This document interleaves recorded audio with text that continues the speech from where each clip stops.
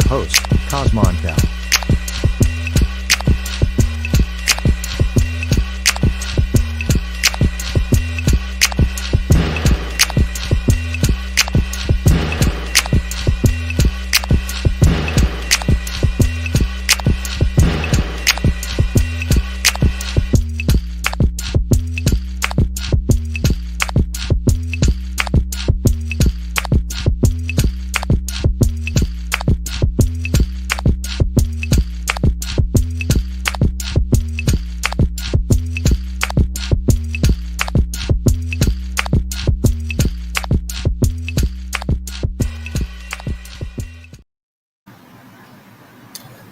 Right back like I left something. Miss your hostess with the mostest, holding that fire like a roach clip, your naga, your nerve. Fresh up off of that curb jelly, jamming preserve.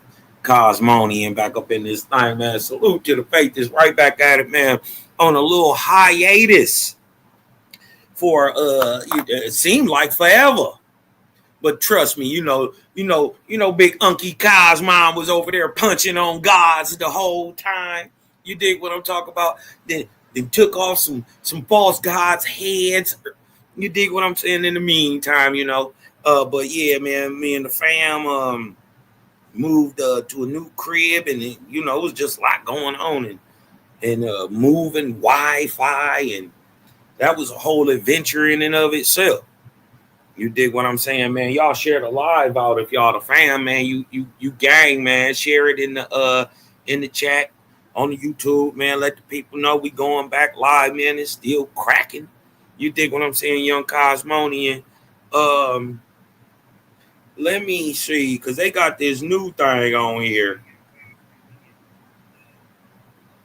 They got this new thing on here, and it looked different. It looked different when you're looking at it on your phone. You dig what I'm saying? But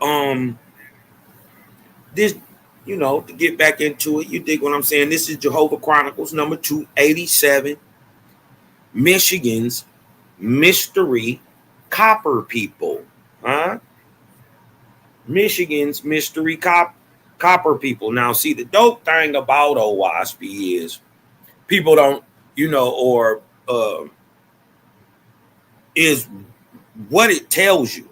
The information is the dope part. You dig what I'm saying? And people, nowadays they just refuse to read. A lot of people been hurt by, let down by the schooling system, hurt by, the nature of religion in and of itself these days. You know what I mean? And overall let down. So, you can't really kind of blame them. You dig what I'm talking about? It's not their fault. They didn't make it the way it is. You dig what I'm talking about? Thumb up the video. Salute to the tribe, man. Salute to the faithists. Gang is up in this thing. You dig what I'm talking about? So you can't kind of really blame them for. I want to use because I don't want it to come off like I'm trying to diss somebody or something, but for the way they are, you know what I mean? So,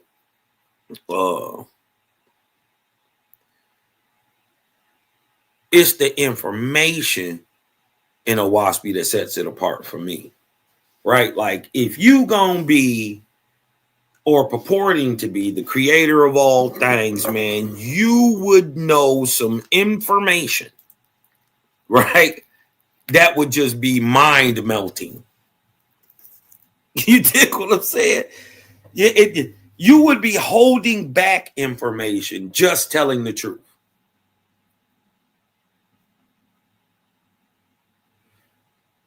The crazy part is that's the type of information it seems that OWASP is. Bro, it go into stuff.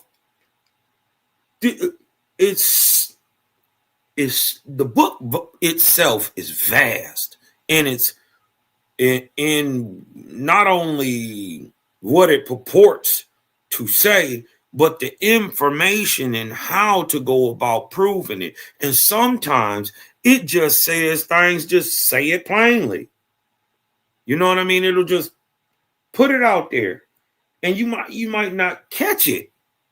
You dig what I'm talking about? Beyond the simple fact that the WASPI is the only spiritual book in the world, Craig, that tell you that the Negro of America is the Indian of America. That the nigger of America is aboriginal to this place. Right? On that fact alone, you dig what I'm talking about? Anybody who has melanin in their skin and you live within the borders of North and South America, I would say OWASP is a must read. Opposite of what the people who telling you don't read. Don't believe anything. That I agree with. Don't believe anything, but don't be so subjective that you're blind to actually truth, right? Don't get so puffed up on what you believe more than what you know, right? And many times we learn to know things from experience and books. Just is what it is, right? You up on the internet now today because you learn how to read from a book. So we can't just simplify it, dumb it down so much that we're not gaining mentally or spiritually in the whole process. And if your spiritual base is taking you into a retrograde nature, that's not a good place to be. You dig what I'm saying? Real quick, you dig what I'm saying? While the people come in here, man, get this algorithm pumping. Y'all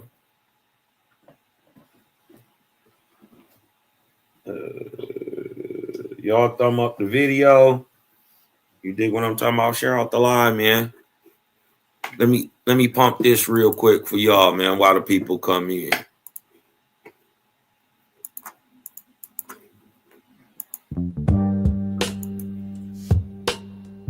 Jehovah is as near this day as in the time of the ancients. Put yourself in order, becoming one with him. And no book is so easily read as his created universe.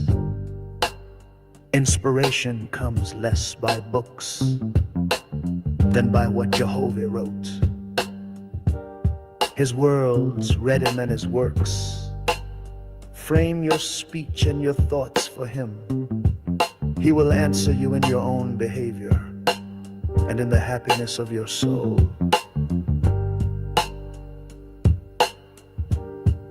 Great wisdom cannot be attained in a day, nor purity and strength to overcome temptation, till the growth is from the foundation. The fool will say, the sacred books are no more than man of his own knowledge could write.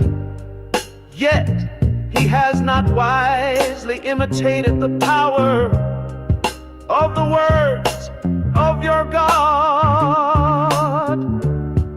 Let him do this well, and behold, he will also declare my words are from me.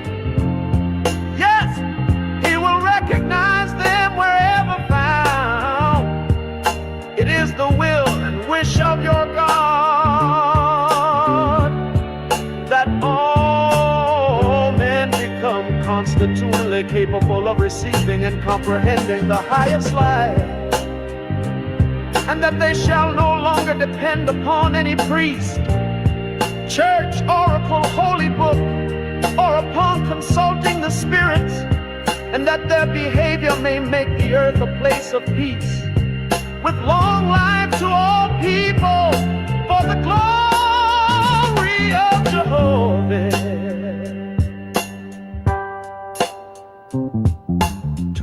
Etherian gods and goddesses. Jehovah said, as you have founded arcs of light in my Etherian heavens, to determine the travel of my corporeal worlds, so shall my God of the earth inspire mortals to build lighthouses for man's ships that travel on the oceans, and those who travel in the ships. And those on the land shall know when a ship nears the port, even as you see my traveling earth approaching the place of Cosmin. For this shall be an illustration to mortals, that I have appointed cycles of times and dawns of times, with gods and goddesses to superintend my creations in tenderness and love, lest by chance man becomes despondent, saying, alas, Jehovah did not provide in wisdom commensurate with the magnificence of his creations. Behold, the time draws near when the nations of the earth shall course around the whole earth in ships, crossing the seas and oceans to all the places I created.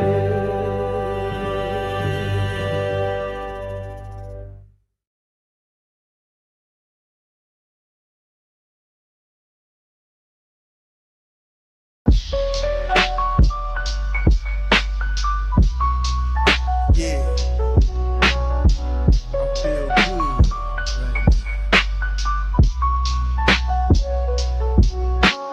The atmospheric, green skies, the gang coming. I be in and out, so leave that thing running. Purified is preferred. Higher frequency, a higher bird. I observe on a different nerve. Breaking codes, I am the yoga. Deadly as a Ruger, straight and a shooter. Out the holster with this mudra, inoculation with the wisdom. Creator shape my prism and hit them with no schisms. Perfect. Reason turn the light up. Y'all disappointing like 9 to 5 and some write-ups. Something rearranged, let that boy cook. Organization 33, stay up in them books. Lead them boys shook. 46 divided, yeah, I'm Fort Michael. It was only rifle that I came up in this cycle. They say they gangsters, but they telling it. Step outside, take off my shoes and let the sun hit my melon. Had to relearn that the herb beat the medicine. It's the same matrix, so who you think you better than? Perfect.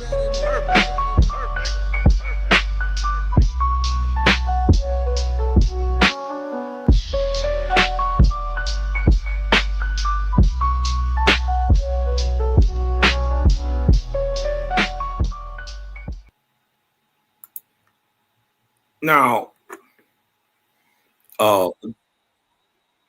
again,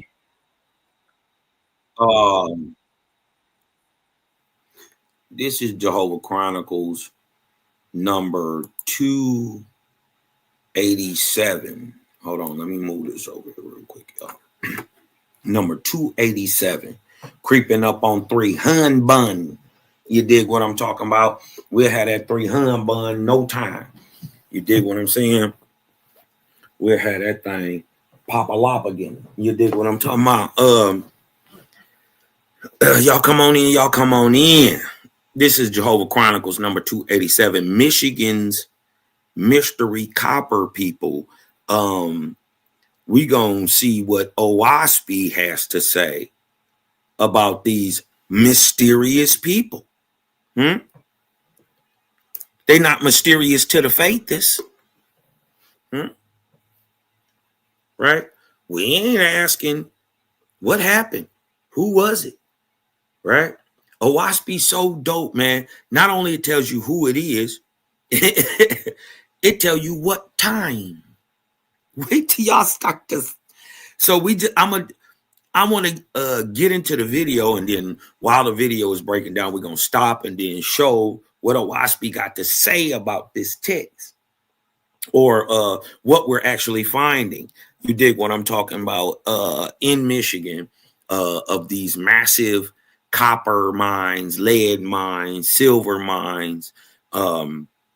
Remember, they were doing annealing, smelting, all this stuff But science tells you this is, 3,000 years ago.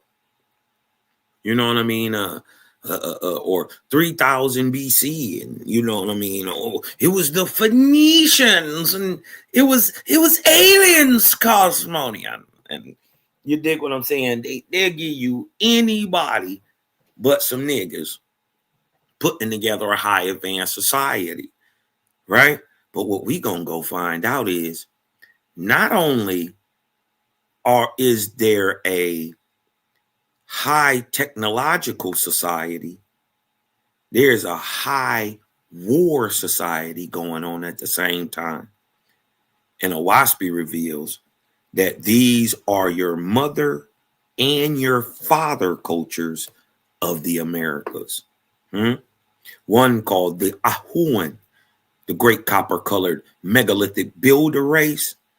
The other, the Ayan, aka the mound builder stock, right?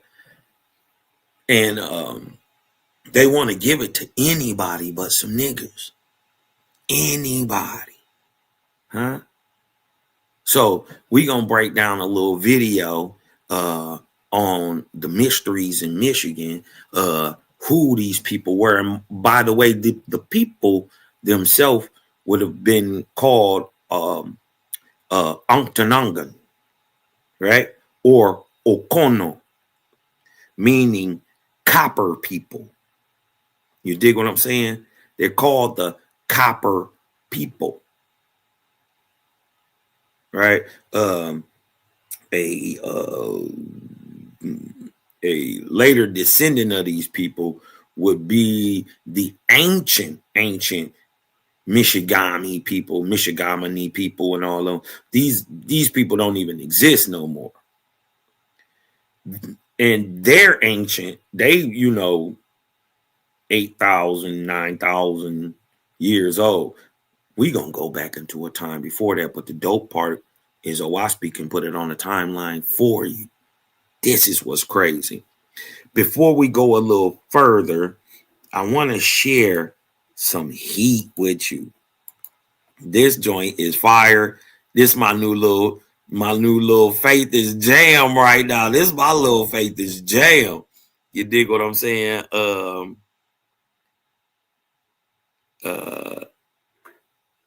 Shout out Kev Capone, man. And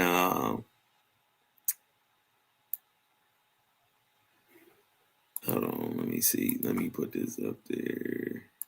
Hold on. Let me share this with y'all real quick.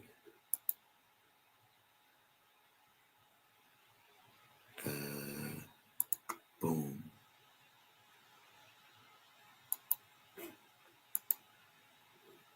Okay. Watch this, y'all. Let me see if y'all can hear this.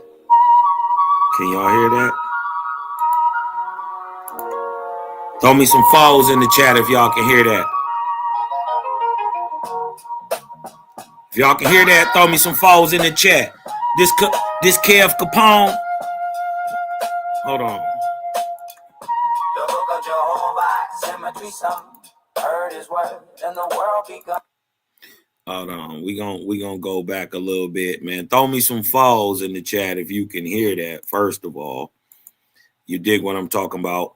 All right, but that new knock, man. This my little jam right here, right?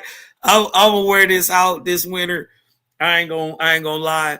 This is called the Book of Jehovah, by the group Faith this rap group called the Undergrads. Shout out to the producer and the what do you call it? The executive producer. Shout out to the producer who producing the records, but also executive producing the project. None other than my Faithist brother, Kev Capone. You dig what I'm talking about? Oh, aka Cosmon Kev. You dig what I'm saying? He about to listen. This my joint, man. This my joint. I can't lie. You dig what I'm talking about? This is that book of Jehovah. Rock with me real quick, y'all. This joint is flavor. You dig what I'm saying? Hold on. Let's go.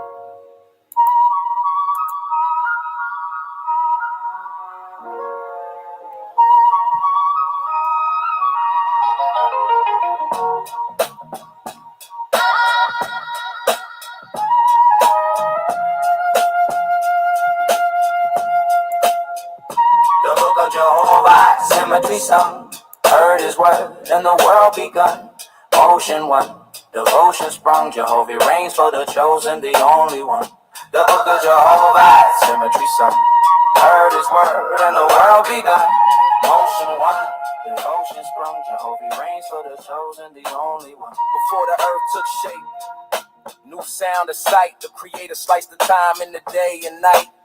He breathed through void till the ether stirred, then sent angels and prophets to teach his word. Motion, notion, devotion aligned, encoded design in the spine of time.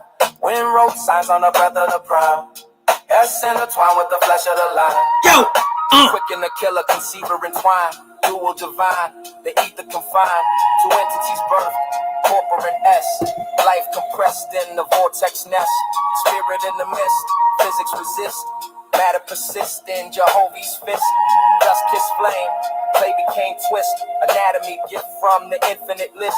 Male and female named through air. EOE, that sacred blare, not beast, not star. Not anywhere but the whisper of wind as a builder's prayer. Vortex speak, the sequence hum, the life resume. From void to bloom, the ether groom, creation's womb. Every tune in the flames plume, a living room. If your soul need food, here's what you consume. The book of Jehovah, symmetry sung. Heard his word and the world begun. Motion one, devotion sprung. Jehovah reigns for the chosen, the only one. The book of Jehovah, symmetry sung. Heard his word and the world begun. Motion one, devotion sprung. Jehovah reigns for the chosen, the only one. Three states of worlds I made, corporeal terrain, an atmosphere and chain to Ethereum planes. Ether the pure, obscure domain. The ghost of light, free the soul from shame. Atmosphere, field and flow. AGA, nebula glow. Currents collide where the comets go. Gravity bend with the vortices, so sound became law. Law gave sight, and every soul aligned in Jehovah's light. hey, Love gave reason and the heart retune. If your body need rest, here's the text to consume. The book of Jehovah, symmetry sung. Heard his word and the world begun. Motion one, devotion sprung. Jehovah reigns for the chosen, the only one. The book of Jehovah, symmetry sung. Heard his word and the world begun. Motion one, devotion sprung. Jehovah reigns for the chosen, the only one. Before the clay inhaled the spark, the plan was grand. See moose spun pulse through the dust of man. Ether expand to where the blueprint ran. Spirit tied to flesh by Jehovah's hand. Angels descended, intelligent, warm. Walk with Azu where the light was born. Heaven breathed with immortal form. Lord met love and the veil was torn. The seed took root in the coil's perfume. Sense evolved under the sun and the moon. Time broke the sleep of a deep commune. And now man learns pattern from teeth to spoon. From breath to balance, the most high drop clues from speech and sequence. The spirit world moved from page to prophecy through mahogany hues. If your mind need peace, here's the key to consume. The book of Jehovah, symmetry sung. Heard his word and the world begun. Motion one, devotion sprung. Jehovah reigns for the chosen, the only one. The book of Jehovah. Woo!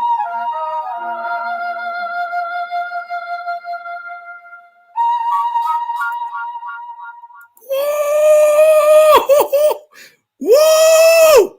Kev Capone, boy, yo, he got knockers. I'm gonna play one more when we go out, but till then, you know, your bro will keep talking, so I'm trying to hurry up and get to the lesson. Boy, that was in fuego. Sheesh. let's get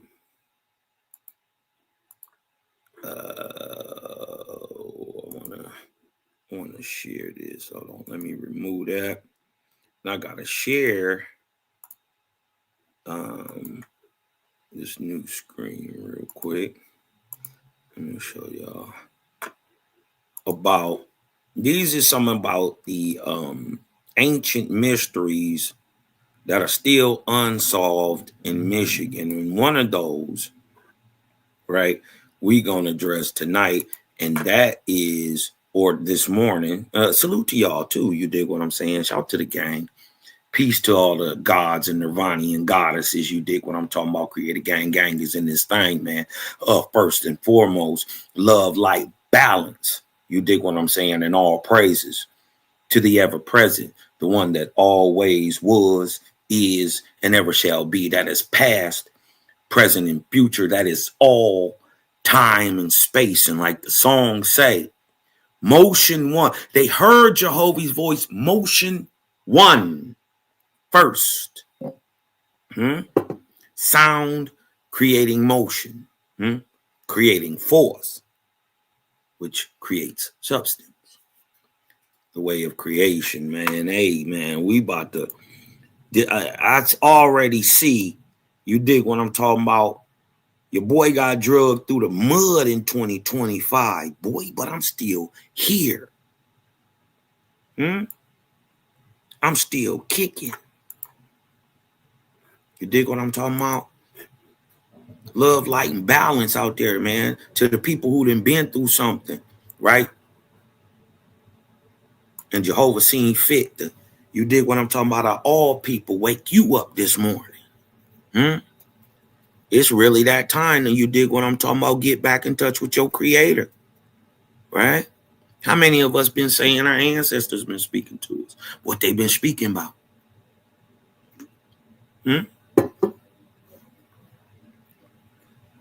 They've been telling you to get back in touch with what? Yourself. You literally are the land. Literally. There is no person on this earth, that doesn't have a father. There are no bastards. We all got the same father, the Great Spirit, the great jehovih. In America, we call him Gichi. The Great Spirit. It is through the light of the Great Spirit, not that he is light, it's the maker of it. Light is a metaphor used for all goodness, just like darkness is used for evil.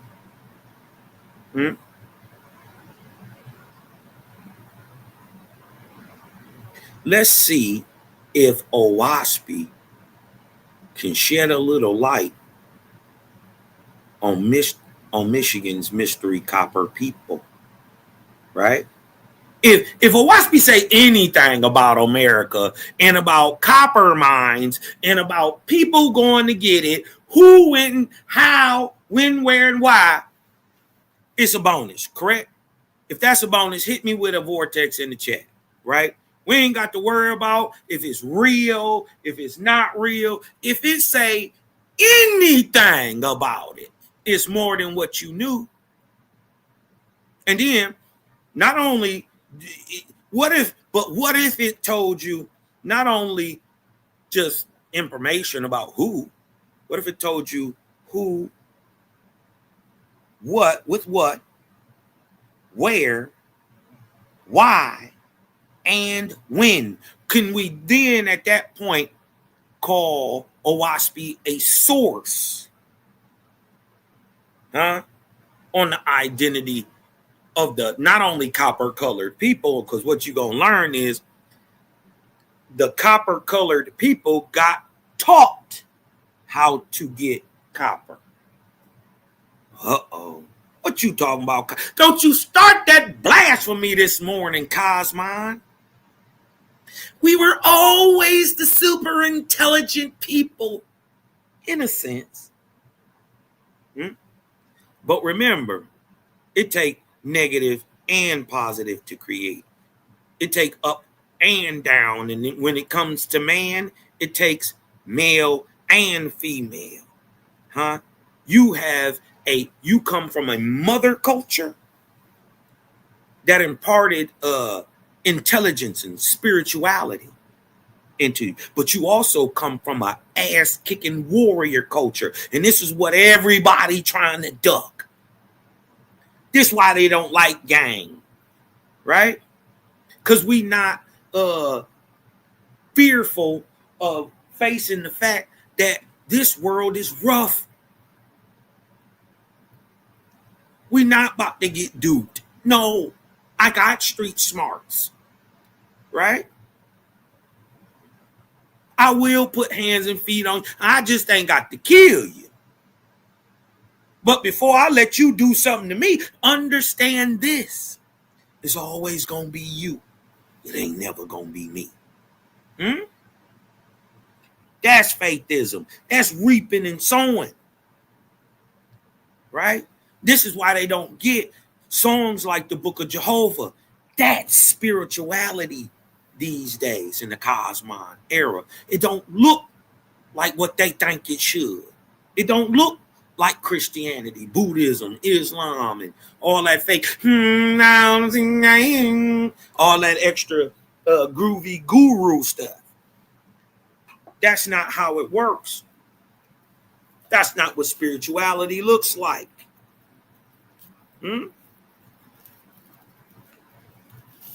What they say about Yeshua, they say Yeshua was a fiery teacher. He cut it in them boys. He called them boys serpents. Sons of Shaitan. Wasn't playing. But didn't that boy get that whip? Going to the temple and get the beating backs? Get the whooping boys? Listen. What I'm trying to tell you is it's not always what it seems. It's not cookie cutter. It's anything but cookie cutter.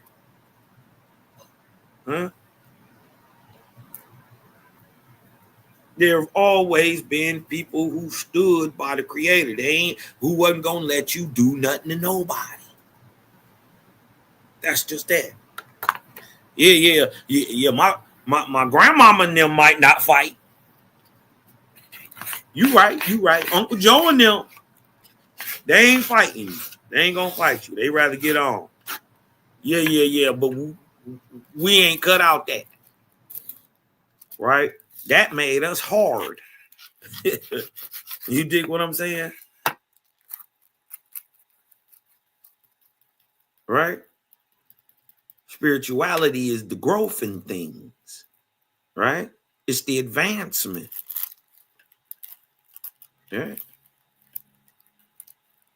And this is why no son is going to be like his father. In fact, right? Because what was good for our forefathers, right? Let's just say, for instance, civil rights. Everybody today will tell you, before we ever got civil rights, you got to get human rights.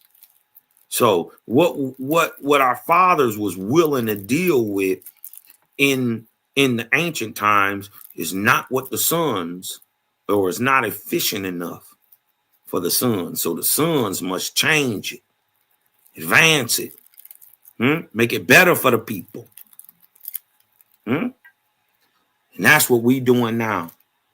Owaspi tell us to create systems for change.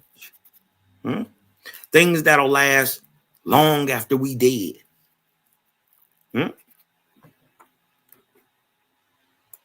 Watch this, y'all. Let's go. It's far older than its modern towns. Beneath its forests, lakes, and rocky shores lie traces of lost civilizations, strange carvings and ancient copper mines that defy explanation. From mysterious petroglyphs to ghost ships haunting Lake Superior, Michigan's past whispers through its landscape, hinting at stories the land still refuses to reveal. The Torch Lake ancient mining pits. Deep in Michigan's Upper Peninsula, Torch Lake lies quiet and glassy, its blue-green surface reflecting the thick forested hills that surround it. It's a peaceful place now, a summer retreat for boaters and fishermen. But long before there were cabins or marinas, something far older was happening here. Beneath the soil and scattered across the nearby ridges are clues to a mystery that's still unsolved. Who were the ancient miners that once worked the copper deposits around Torch Lake thousands of years ago? When explorers and settlers first arrived in the area during the 1800s, they noticed strange trenches, pits, and heaps of rock near the lake. At first they thought these were just natural formations, but soon it became clear that they were anything but. The pits were dug with purpose. Hammerstones and crude tools were found near them, stone mauls, wedges, and even wooden shovels preserved by the cool ground. When archaeologists began studying the sites, they realized the scale was enormous. Tens of before Europeans ever set foot here. The surprising part wasn't just that ancient people had mined the copper, it was how much they had mined. Some estimates suggest that, across the Keweenaw Peninsula and around Torch Lake, ancient miners extracted hundreds of millions of pounds of copper over thousands of years. But there was a problem. If all that copper had been mined, where did it go? Native tribes in the region, like the Ojibwe and Menominee, used copper for tools, fishhooks, and ornaments, but not in the vast quantities suggested by the mining evidence. There's a gap, a mystery of disappearance. Some researchers believe much of that copper simply eroded away, was melted down, or is still buried. Others, however, suspect something more intriguing, that the copper was traded far beyond the Great Lakes, maybe even across the ocean. This theory gained traction in the late 1800s, when artifacts made of nearly pure copper began turning up in archaeological sites far from Michigan. Some were found in Ohio, others as far away as the Mississippi Valley, all dating back thousands of years. Their chemical makeup closely matched the native copper found around Lake Superior. This suggested an extensive trade network, one so large it connected distant cultures long before modern civilization. Yet some took the idea even further. In the mid-1900s, fringe writers claimed that the copper might have been shipped across the Atlantic by ancient sailors, perhaps Phoenicians or Egyptians searching for metal. It's a bold claim, and most scholars dismiss it as speculation. Still, it's easy to understand why the idea caught people's imagination. The mystery of the missing copper left room for wonder. Walking through the woods near Torch Lake today, you can still... Now, first off, I want to let y'all know we talking about northern Michigan, the Upper Peninsula, Keweenaw area, right? It's way up north, right? On Lake Superior. Let's get a look at it, right? Let's just share it. Let's just show where we at on the map, right? See, we up here. Hold on. See Michigan right here. See Michigan. We talking about way up here. All right.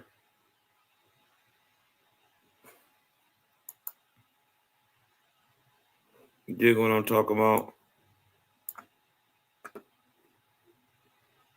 This is Keweenaw Peninsula, way up here. That's where we talking about. Right? That's what they talking about in the video. This is Lake Superior. Right? Lake Michigan, right here. Lake Michigan, Lake Huron, Erie, Ontario. You dig what I'm talking about? In Superior, the 5 Great Lakes. But we talking about way up here. Right? We gonna get into it. You dig what I'm talking about? But I just wanted to give a little highlight about what Owaspy be saying about these people, and we gonna get into it. You dig what I'm saying? Because Owaspy tell you who this is, where they at, what they doing. Watch this. Right here. Watch this. Into the vid and the sign and the Sanjins, or Lake Superior and Michigan, Lake Michigan, where the what? The Ahoans The copper-colored Americans dig deep down and bring copper, silver, and lead in boats to the king of Avaya, Ahuan monarch and good protector. Now watch this, right? It says, in another place described, this country seems to have been inhabited first in Central or South America, or it's actually Middle America, it's Mesoamerica, Central, and to have embraced South America, Mexico, Texas, correct, and the Western Mississippi, from which, watch this, a canal extended to the Lake Superior mines, right? Giving a little history on who these people are. These are aboriginals, but they're not even us yet, right? These are the large copper-colored megalithic builder groups, the Ahuans, our fathers. See, from the mother group, the mound builders, the also known as the Shi or the Mahya, right? The people of heaven and earth, or those who are, they call them illusions, or those who are not what they seem to be, or seem to be what they are not. You dig what I'm talking about? The Mah and the Yah, the people of the heavens and the earth. You know? But look, let's go back. Let's go back, because I want to keep sharing.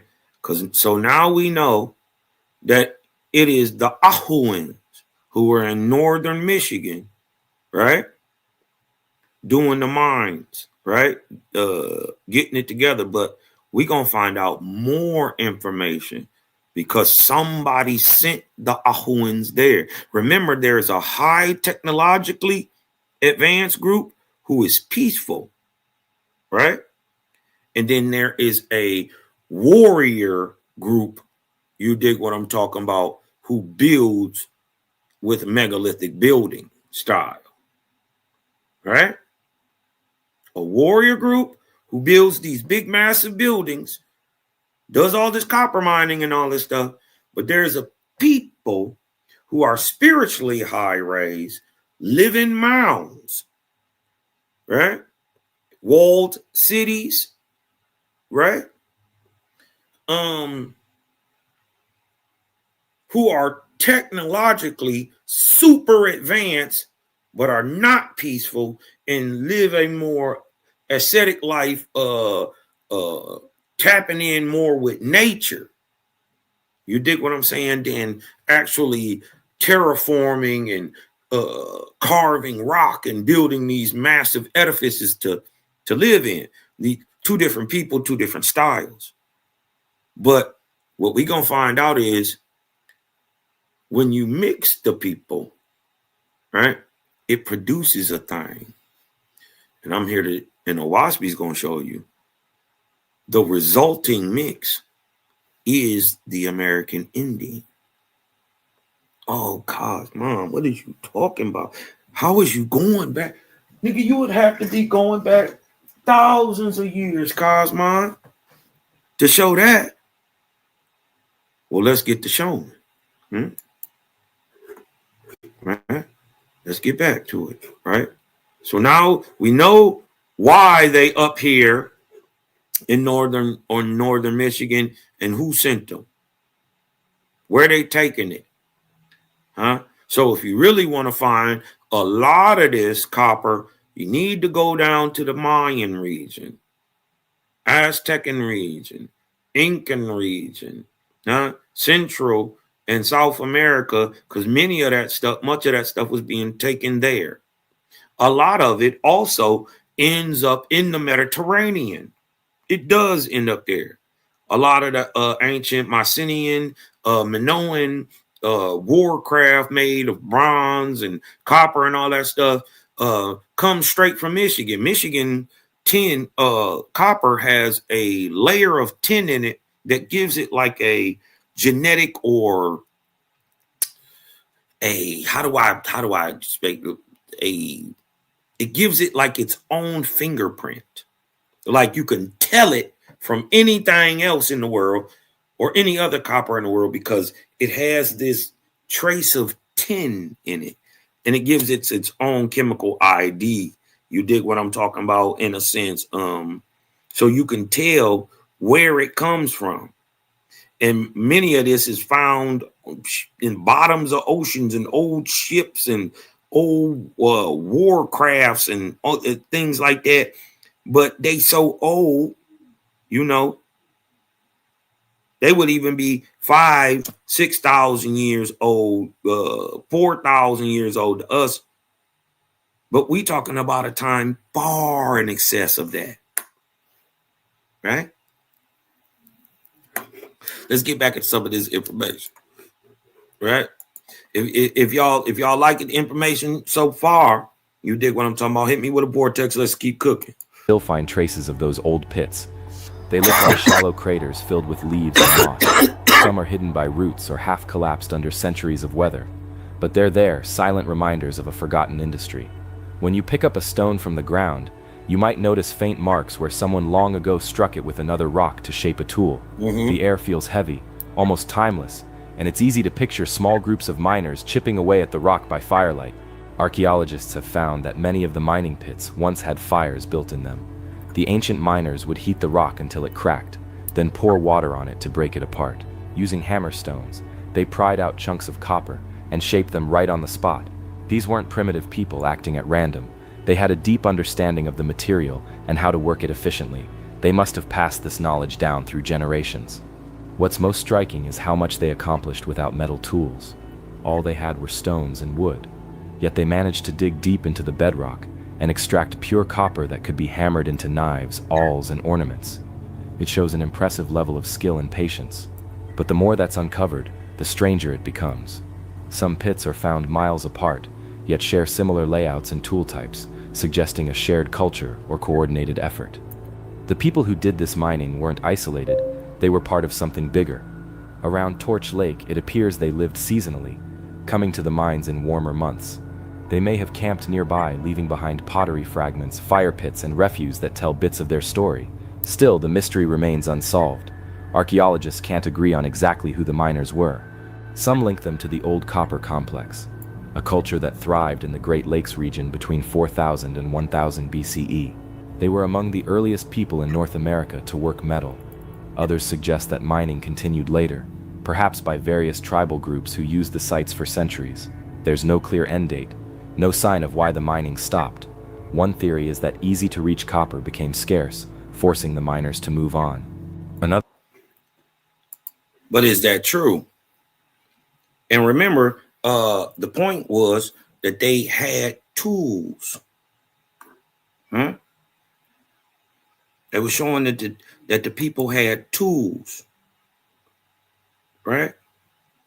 Let's see what Owaspy has to say about, you dig what I'm talking about, learning how to get this ore out of the ground. Watch this, y'all. Right? This is why I like Owaspy. I think it's a dope read, man. Y'all should read it. Watch this. And it says, and God, but we know we talking about Gichi, right? This is the creator, right? So even the American Indian already knows, even if you saying God, we know we talking about creator, but we've always known the difference between God and the God maker. And Gichi, right? Creator, perceiving the virtue and wisdom of men, this is in America, sent his angels to teach man the mystery of canal making, or how to make rivers. How do you make one that's supposed to be flowing towards the massive one go in the other direction? Pitch, rise, drop,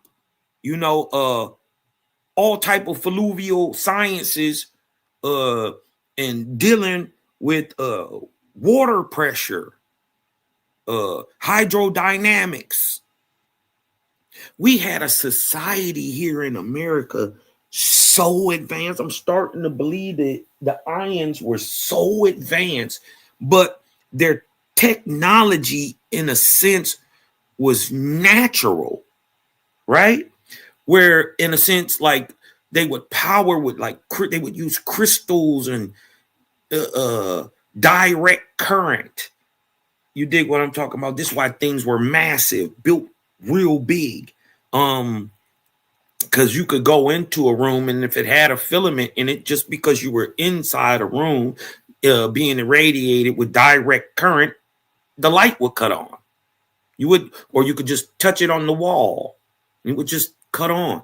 And the understanding of using man's natural energy of itself is a technology that, obviously has been lost from time. You dig what I'm saying? War, other situations and whatever. You dig what I'm saying? Just timing in and of itself is enough. Especially when y'all figure out when we talking. Right? Watch this. Geechee, perceiving the virtue and wisdom of men, sent his angels to teach man the mystery of canal making. That's right. The Mississippi was carved by hand. The Amazon carved by hand. You think it's a mistake that man lives along it, right along it? Huh? How do you get that river to go up? Okay. There's a science to it, y'all. It's not magic. Science. Right? And the angels taught man the mystery of canal making, river building, hydrodynamics, to teach him to what? Compound clay with lime and sand to hold water. Listen, this is what we commonly know today as quickcrete. What if I told you this is lined all up and down the Mississippi, all the way into the Rio Grande, all the way into Texas, all the way through most of this stuff, all the way out here is a layer of quickcrete. Look, 823 right here. Y'all see this? 823. Watch this. It's quickcrete. That is, right, to make concrete from hydraulic cement or quickcrete.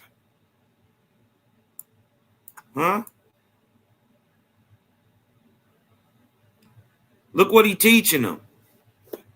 How to make concrete to hold water big enough to make rivers. To teach man to find the gall. This is to find the level, right? The rise and drop in a thing, right? Right? This is the rise and the drop. We use a plumb bob today to do this. They had that technology then.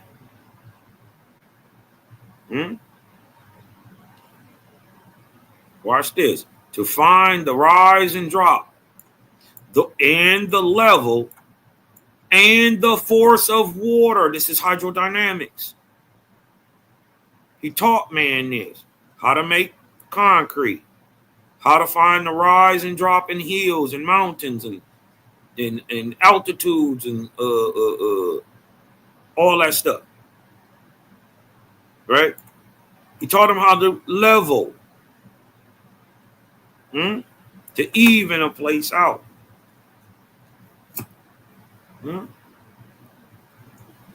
Now, mind you, this is in the first book of God, which is coming during the Ark of Lu. So this is 7,000 to 4,000 BC at this time.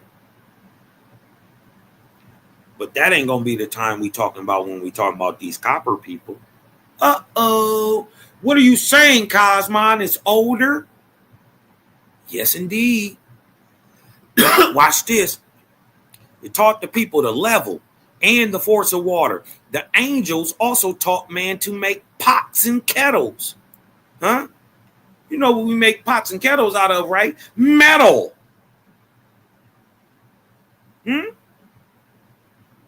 Many times they're made out of what, y'all? Copper.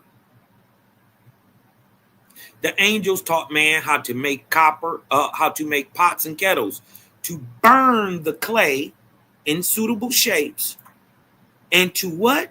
To find copper ore and silver ore and gold and lead for the floors of oracle chambers. What do you mean, oracle chambers? Because they were massive cities that these people lived in there. San Francisco's always been there. LA has always been there. New York has always been there. Chicago has always been there. Detroit has always been there. Miami has always been there. New Orleans, always been there. Every major city in the States has existed for thousands and thousands of years and have been repopulated over, in many places, some places, 30, 40 times. Huh? People come, people go. Huh? It's not just one constant stock, just like the apples. You got one apple tree. Yeah, that's humanity. But every single person is not the exact same. And just like in an apple tree, the apples that came in the year 2000 is different from the apples that came in 2001, came in 2002, 2010, 2020. Same tree, different different apples. You dig what I'm talking about? Man is like that also. You dig what I'm talking about? And over certain times, people peter out. You dig what I'm talking about? They run their purpose and they become, in a sense, dinosaurs, extinct. But look what's being learned. How to find copper or silver or gold, lead for the floors of oracle chambers. That means they have buildings. Huh? With oracle chambers in them. Clean and shining white, suitable for angels. And watch this. And they taught man how to soften copper like dough. Uh-oh. Huh? But watch this. I'm going on to tell y'all the Copper Age started in America. Huh? The Bronze Age, Copper Age started in America. Why? Watch this. And they taught man how to soften copper like dough. How to what? Harden copper. Remember, we talking about Michigan. How to harden copper like flint rock, huh? For axes and mattocks. For what? Building canals. A mattock is kind of like a shovel. It's like an axe shovel thingy, right? A mattock has a handle like an axe, but with a flat blade oriented at a right angle to that of an axe blade or the handle. It is typically used to break up soil and cut through roots. Almost like a hoe. Right? But they taught man how to harden copper like flint, rock, for axes, and mattocks for building canals.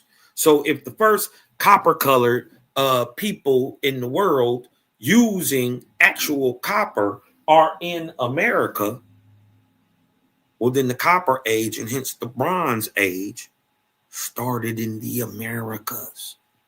The Creator's angels taught man how to work. Listen, remember they found tools outside? Huh?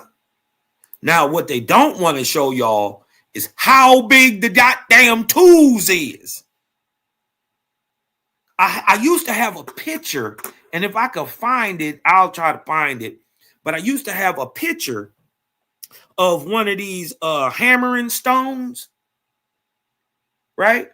And they say this thing was held in the hand and banged against a big, a heavy rock that, one of them grinding stone rocks. You dig what I'm talking about? You can't, move and all that stuff. But the thing that they held in the hand, listen, bro, first of all, it's bigger than a basketball. So first of all, but it weighed 50 pounds. How are you lifting this thing up and bang, bang, bang like a hammer with it? How? You swinging it like a regular hammer, like a blacksmith's hammer. Even though they are a heavier version of a hammer, they little as hell. They may weigh 5 pounds. This thing weighs 45 pounds. How big do you have to be to swing it like a blacksmith? Huh? We seeing right here that they teaching them how to work the ore. We talking about in Owaspie and in the video only in Michigan. Let's not breeze past that point. Right? Taught man how to work the ore in the fire and what to smelt it. That's to separate it. Right? Bang it, how to work it. Right? And how to make lead into sheets like cloth. Right? So when they saying they finding these tools, you dig what I'm talking about? That is true, but what they don't show you is the tool. Because you'll be like, ain't no way no regular man is just swinging this. Well, your father race, huh? The great megalithic builder race, the Ahuans, huh? The copper-colored people, right? I don't say nothing about no copper-colored people. God, modern, they definitely not called no Ahuans. You dig what I'm talking about? You know they be hating on Cosmonian. You dig what I'm talking about? They be mad I'll be bringing this light. But ain't nothing you can do about it. Physically, spiritually, in no way. You don't want to debate, right? You just want to talk, right? So while you sitting back there doing all that mealy mouthing, that gum bumping, hot breathing, right? What does this say? The Ahuan. They are half-breeds, right? The Ahuan. The copper-colored people. What? They say they are what? The copper-colored race. Remember, we're talking about Michigan. Is Michigan in America? If Michigan is in America, last time I checked, it was. If you know Michigan is in America, hit me with a vortex. But the Ahuan is the copper-colored race. And there ain't no one type of nigga. All people, in a sense, are niggas. And it's from intermixing that we even got this nigga's a hybrid right here already. I'm saying once you mix this, right? See this right here, this Ahuan, right? Once you mix this copper-colored people, right, with another people that come in every color, right? called the Ions. These are your mound builders. These are your megalithic builders. These niggas build like Tiwanaku. They build Pumapunku, Sacsayhuaman. Mind you, they all of that got the name Ahua in it. Right? Every name I just named. Sacsayhuaman. Teotihuacan. Right? So you know that these is the niggas doing all this megalithic building. The copper colored race.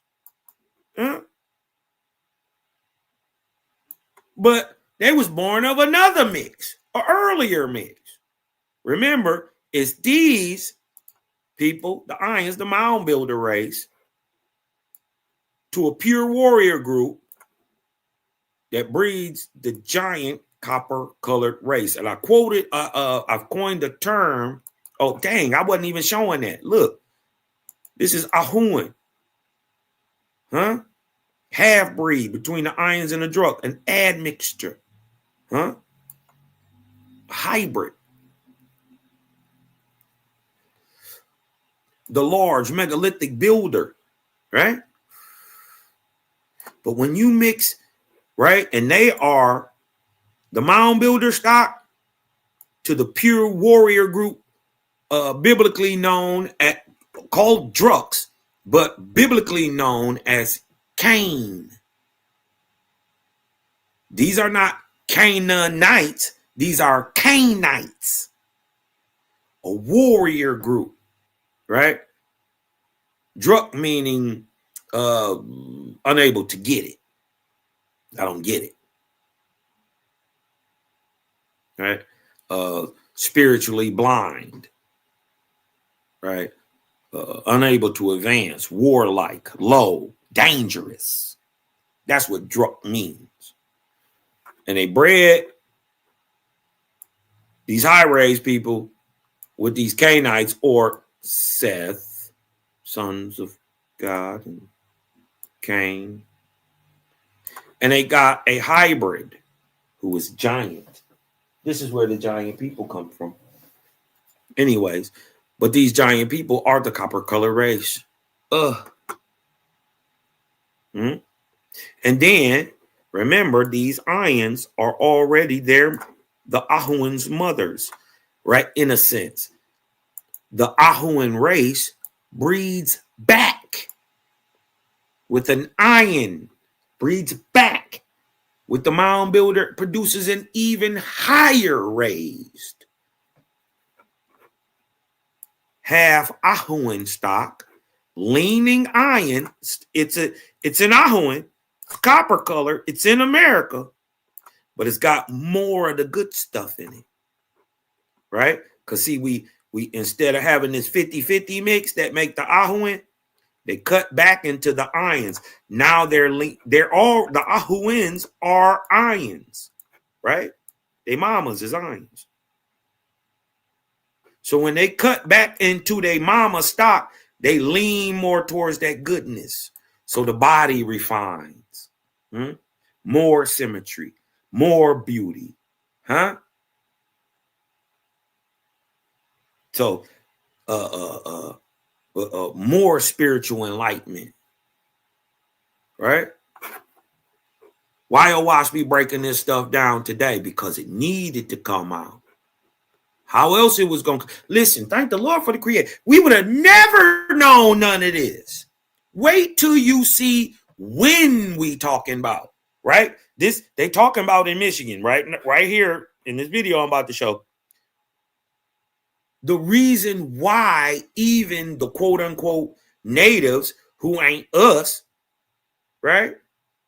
Funny is us, the copper colored American, bringing this information out, not Native Americans. But they played their part too because they cut the deals with who they got. They were able to keep many of their folk tales and all that stuff, and practices and all that stuff, which was given to them by us, the Algonquins. I'm not saying They were absolutely here before white people. I'm talking about the Native Americans, especially my Inuit brothers. Salute out there to y'all, man. You dig what I'm talking about? Salute my Iroquoian brothers too, man. Shout out to the Haudenosaunee. You dig what I'm saying? Because you gonna find out that you dig what I'm saying. The word angui, which is phonetically the same word as Negro, right? Especially when you're speaking to a person who speaks Spanish or Portuguese, huh? Phonetically the same word as the word Owaspy is about to call the Indians of America. This is amazing. Another idea is that cultural changes or environmental pressures caused them to abandon the pits. Whatever the reason, the work eventually ended, and the forest slowly reclaimed the area. In the 1800s, when industrial miners rediscovered these ancient workings, they were stunned by what they saw. Some of the old pits had been so carefully dug that they followed copper veins just as a trained geologist might. Modern miners even reopened a few of the ancient sites, finding small stone hammers left behind thousands of years earlier, sometimes still lying beside exposed copper. One report described a tree root that had grown through a hammer handle, suggesting it had been untouched for centuries. There's something haunting about that image, a tool frozen in time. Now, they won't show you this hammer handle, but the hammer handle, I'm trying to get y'all to see something that would be this size. Okay, the handle on the hammer is about as fat as the top of a bat. You know the fat part of a bat that you swing with? You dig what I'm talking about? Play baseball with? Not the skinny part that you hold your hand with, the fat part. Remember, a tree root has to grow through this thing for thousands of years. So that means it's big. It must be not no real small thing. It would have just been destroyed. But the tree root grew through it. The picture show it's about as fat as the top of a bat. How do you hold that and swing that as a hammer? The hammer is probably 2 feet long. Y'all should see this thing, man. They got these some of them on display. I forget where in Europe. It might be the Louvre or something, man. These big, massive axe handles and all this stuff. Listen, man, y'all go look that stuff up. Massive. These things are huge. I don't know how a man can swing it with 2 hands, let alone one. You work a hammer with 1 hand.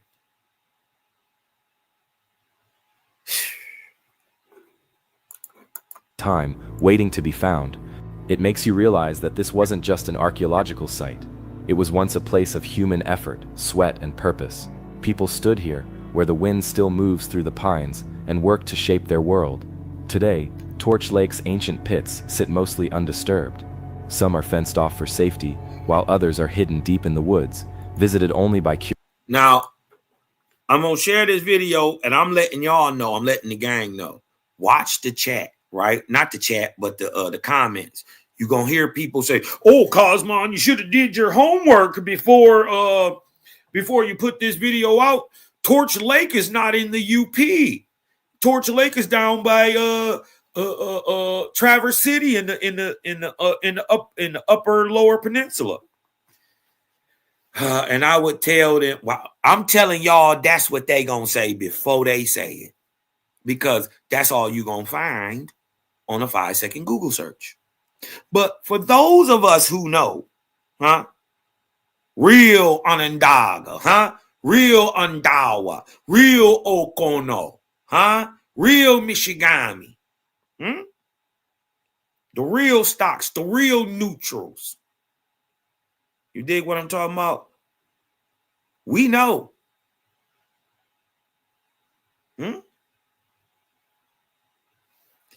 This is crazy. We know.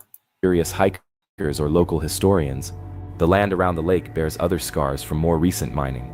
The copper rush of the 19th century left slag piles and abandoned shafts, but the ancient pits are quieter, more subtle. They belong to a different age entirely. Local legends. A different age entirely. And then guess what? Even though we as Aboriginals had this understanding, you dig what I'm talking about, as Owaspi explained, you dig what I'm talking about, even at an earlier period, right?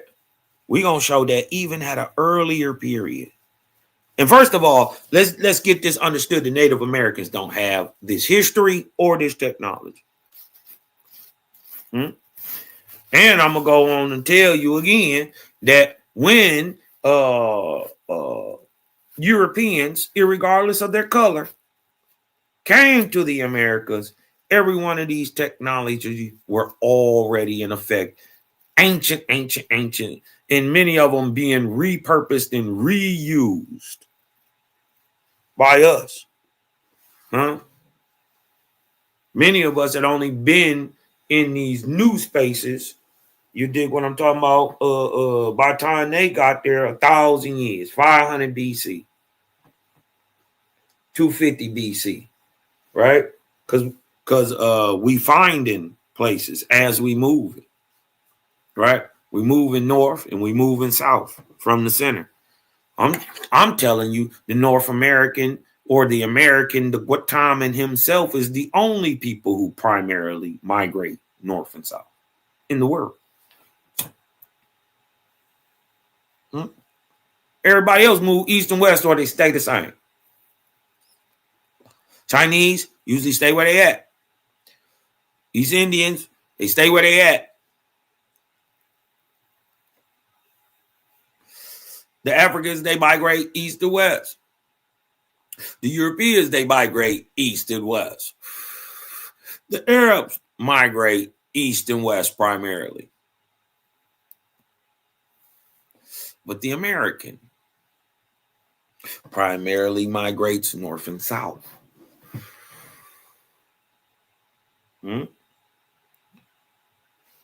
It's different.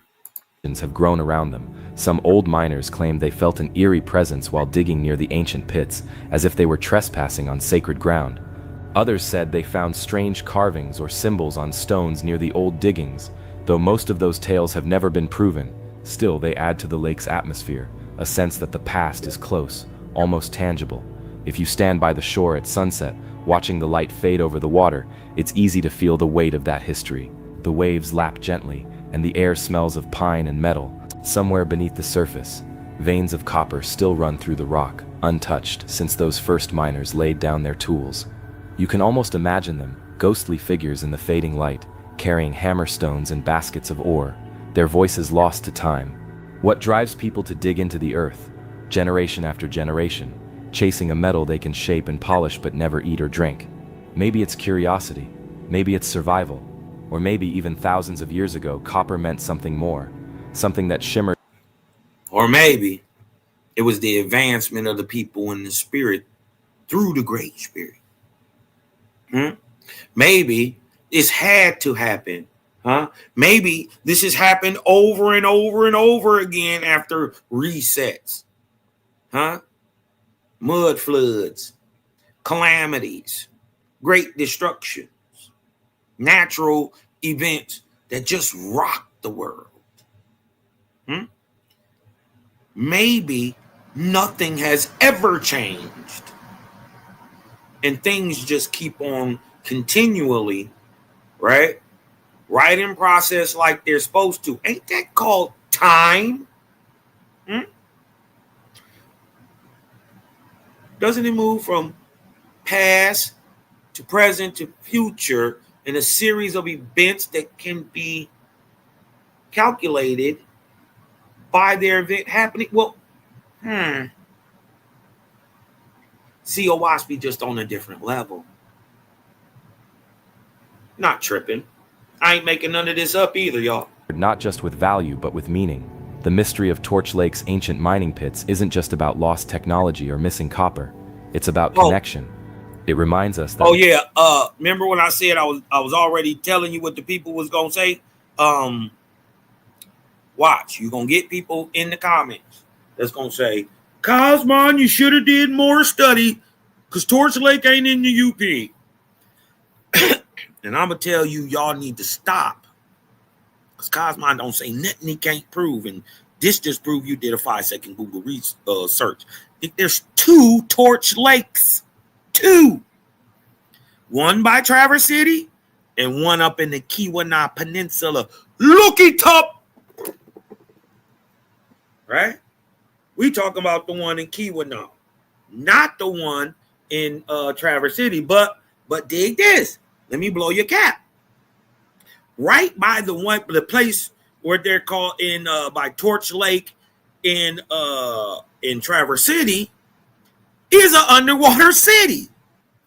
And the Stonehenge of what they call the Stonehenge of the Great Lake Stonehenge. It's underwater. Yeah, right there in the same place, right by Traverse City. So before y'all try to come for Cosmon about anything, right? Remember, I'm gonna bust my gun, but I already got a sniper on the roof. Be cool and just listen to the information. You dig what I'm talking about? long before modern borders or machines, people here understood the land deeply. They worked with it, not against it, and they left behind a puzzle that still speaks to anyone willing to listen. Today, Torch Lake remains one of Michigan's most beautiful places, a deep, clear lake with a rich past hidden beneath the soil. Whether you come for the scenery or the history, you can't help but feel the pull of its mystery.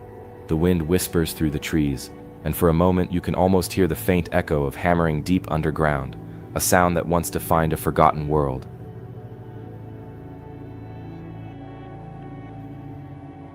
The Beaver Island Stone Circles. Out in the northern waters of Lake Michigan, where the mainland fades into blue and gulls circle over rocky shores, lies Beaver Island, a quiet place with pine forests, sandy dunes, and a deep sense of isolation. Today it's a small, peaceful community known for fishing and summer cottages. But hidden in its woods and along its ridges are strange stone formations that have puzzled people for generations. Locals call them the Beaver Island Stone Circles, and their origin remains one of Michigan's most enduring ancient mysteries. At first glance, the circles don't look like much, just clusters of stones arranged in patterns, some half buried by moss and time. But when you start to map them out, you notice something odd. Many of these circles seem deliberate, evenly spaced, and built with purpose.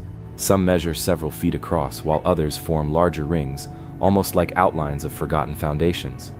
Over the years, researchers, historians... Am I tripping? Is this a face? It's just upside down. This is the top of the head down here, right? This is the eye, this is the eye, this is the nose, and down here being the mouth and the face. It's upside down, how we looking at it, right? Am I tripping? Well, they sure got some type of, the natives must think this is whoever did this, probably some Native Americans, but obviously see this as a special stone. I see this as the remnant of a building.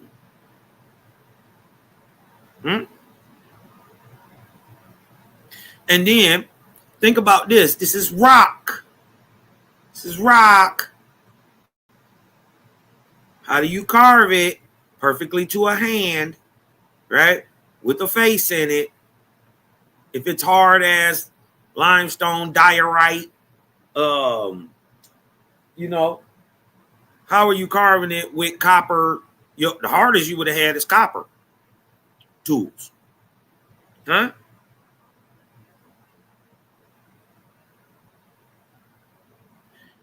Remember, rocks were soft way before they were hard.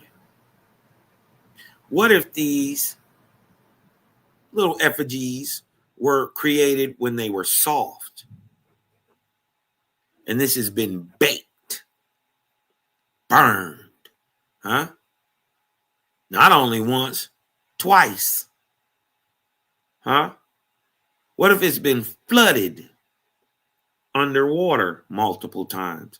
That would explain the erosion and straight, being rained on would weather it like that. But what twists it? What deforms it? Heat. So way out here in northern Michigan, right? How do you generate enough heat to bake a rock? Let it sink in. Let it sink in. This was soft. How do you make it hard? Pause. How do you make it hard? How do you solidify it? How do you turn? Because if it's carved, obviously, with a face and all this stuff in there, you sit your hand in here. It's a hand. See the impressions and all that stuff around here. This did a thing. First of all, time could have wore it down, but damn. Okay, let's just say we see the patina is real, right? So let's just say, how hot would it have to be to turn a brick to stone? Let's just say this was soft at one time. They made it into a brick, like baked stone. You know what I mean? Like a baked brick. How hot would it be? Would it have to be for you to bake this and turn this into stone? Or you had a technology that was already advanced that was able to cut this while it was stone. Either way, you ain't got an answer right now, y'all. Eh? But Owaspy is daring to give answers, saying that man did this, every bit of it. It's crazy. And a fair share of curious wanderers have come to this remote island to ask the same question: who built these circles and why? You got to go back and watch the video, bro. We already showed that the creator said they were watch this. Let me just show it for my mans real quick. Right? We're talking about North America, and we only talking about northern Michigan and the copper mines, right? Why is this in Owaspy? Tell me why this in here. And they taught man how to soften copper like dough, how to harden copper like flint rocks for axes, mattocks, for building canals, rivers, right? They taught man how to work the ore in the fire and smelt it. Mind you, this is 7,000 to 4,000 BC. Dope part about Owaspy is chronologically, we know where we at. This is during the Arkaloo. I ain't got to guess. Owaspy is written in a way where it gives you a what they call the upper and lower books, or the books of the heavens and the books of the earth. So for a certain span of time, it'll give you what's going on in the heavens and the resulting actions that were produced on earth for the same period of time. This is what I keep telling people, man. Stop listening to what spooky religious people say and read the words of the creator. If they are right? Just imagine the benefits it will have to humanity as a whole. If what we saying is true. Now, mind you, we keep going and showing in the text. That's what it's saying. Right here, my man said they was probably smelting it. I said, oh, I just showed it, bro.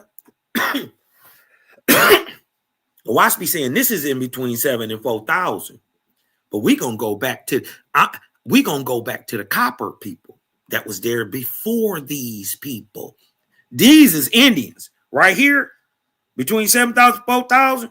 These American Aboriginal Indians like me and you.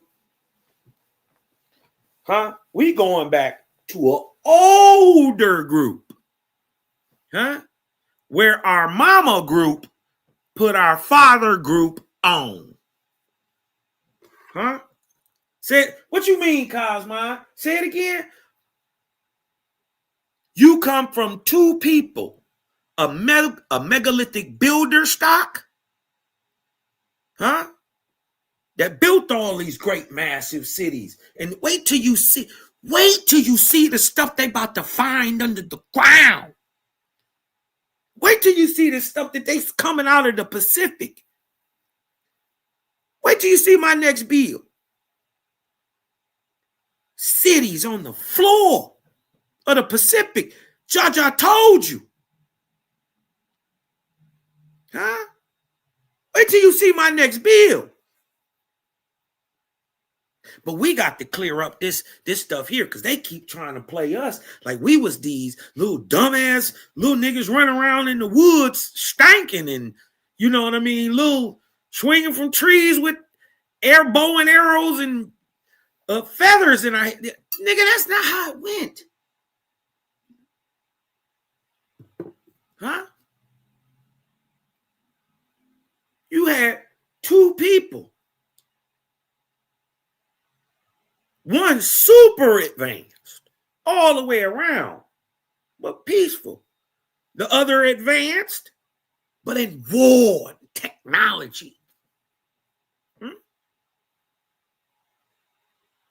And we see it right here.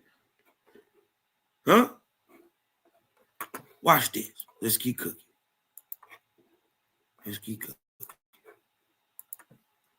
The earliest recorded mention came from settlers in the mid-1800s who found the stones while clearing land for farming. They assumed they were ancient fire pits or burial sites. Later, archaeologists visiting the island realized that the formations were far too consistent to be random. Some circles contained upright stones, while others were made up of flat slabs laid carefully on edge. A few were aligned toward the sunrise or sunset, almost as if marking seasonal changes. That alignment sparked a theory that the Beaver Island circles might have served as early calendars or ceremonial sites. That's exactly what they are. Right? And look, what does the creator teach us about what? Sitting in the semicircle in the horns of the Tau. Didn't Moses make Abraham, huh? Founded a city called the Jehovah Jireh. First of all, he ain't supposed to know that name. God, the Bible say they didn't know him as that name, but he made a city and named it that. But anyways, that's another contradiction. I want you to see the semicircle. Huh?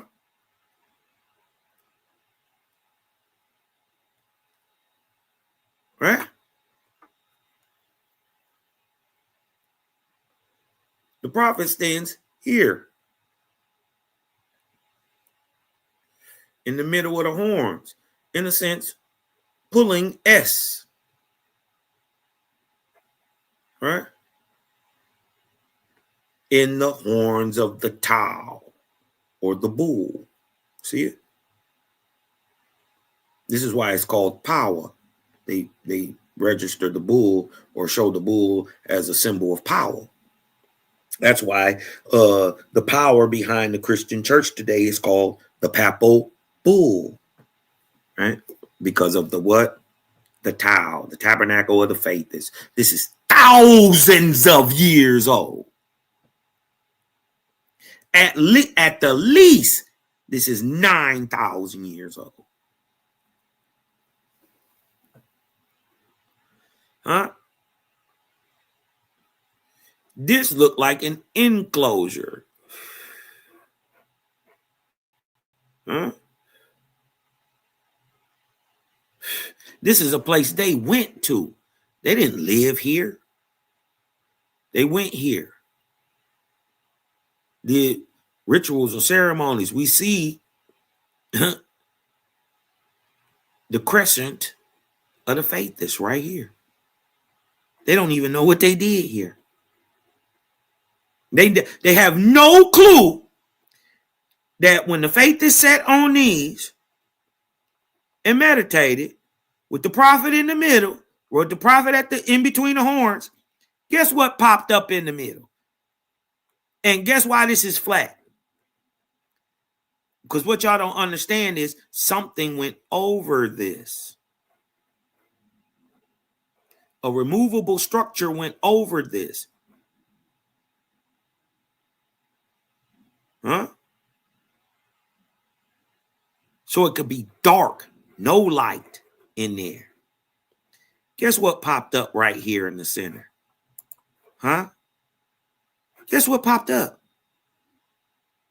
Remember they said the who taught them all this stuff? Hold on, let's go back up. What? And Geechee, perceiving the virtue and wisdom of men in America, we talk about America, he did what? He sent his angels to teach man the mystery of canal making. If you ain't a faithist, huh? If you ain't a faithist, you don't know what that is. This is how you get taught. This is a school. This is your tabernacle.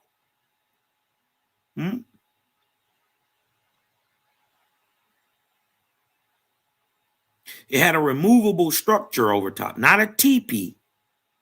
It's called an Hanendaga or Hanen.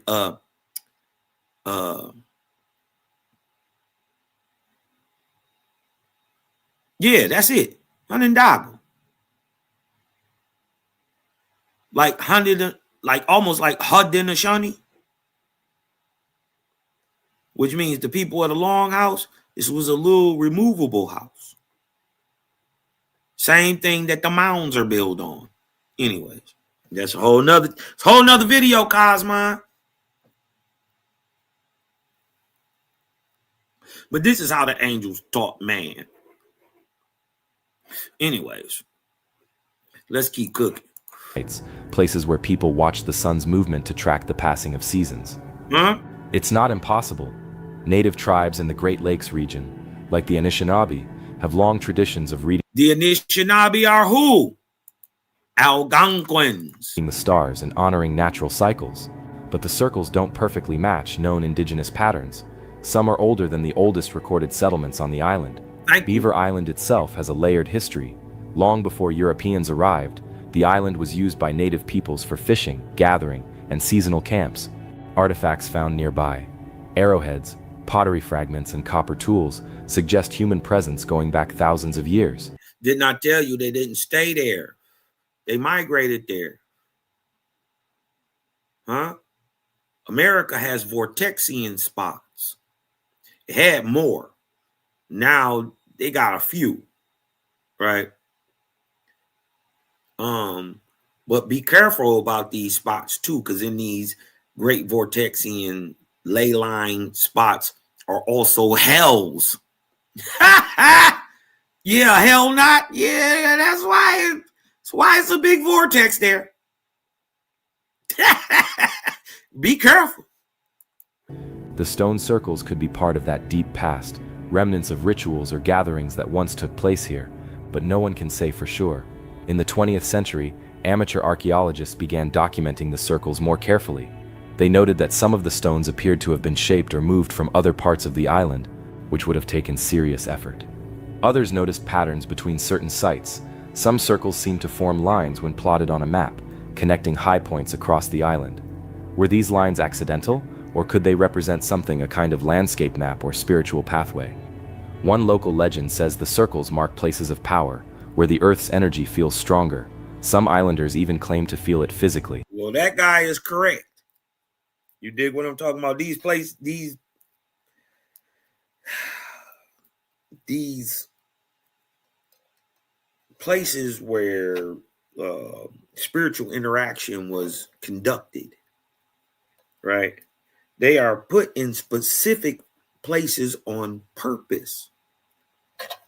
Even the great Kukulkan Khan walked his people to a specific spot, right? Now known as the Great Mexico City, which I say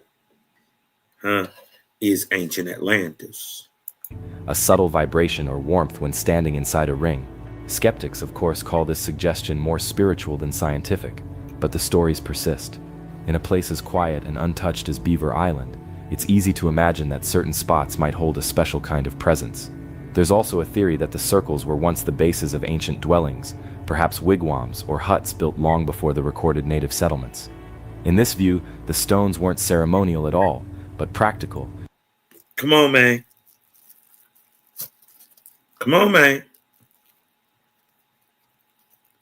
If you were faithless, and your ancestors were faithless, this does something.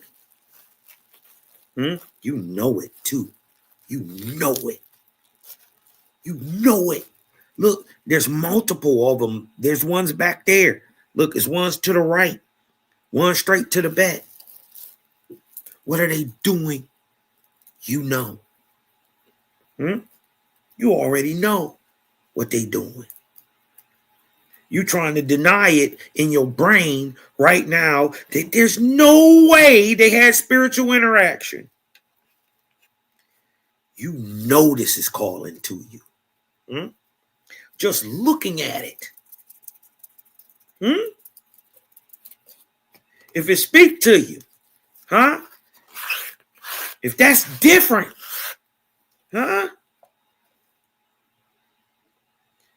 they don't know what it is, Your soul remembers though, That ancient Vortexian Espanian record, The Vortexian record in your blood is called DNA. It's a record.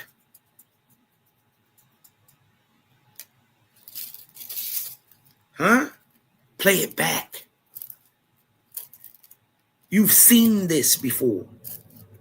These are faces, carved rocks. You've seen the circle. You've seen this. There's a structure that went in here that no longer stands. Why? What y'all gonna learn out? What y'all about to learn? This is 18,000 years old. Don't you start that blasphemy in here, Cosmon. Oh, yeah. I'm about to show you. This is 18,000 years old. So that's 16,000 BC.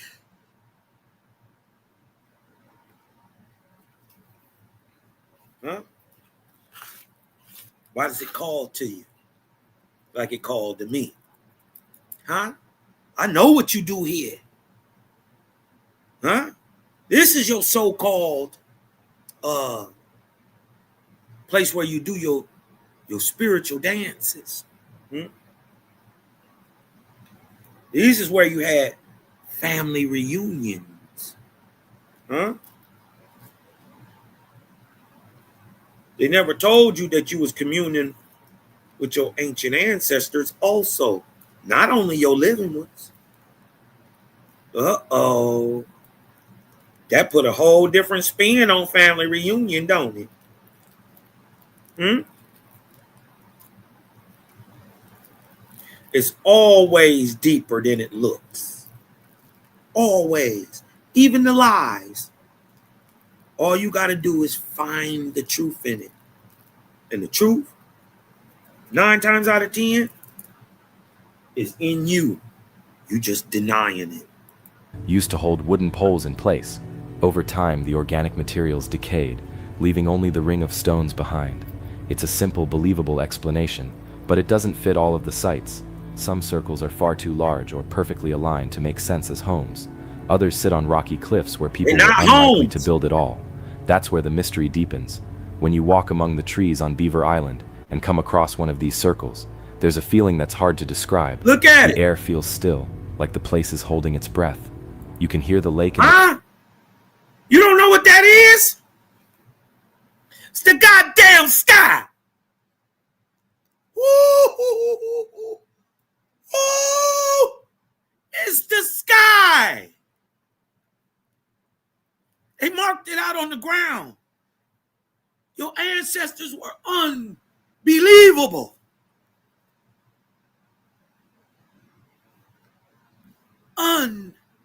Unbelievable. That's a stone circle on Beaver Island, y'all. See where the red is? Got stones that big all the way around it. And it's pointing out a section of the sky. Huh? With the structures correlating to what they see in the sky. What don't we see no more? It's some stuff on there that we don't see no more.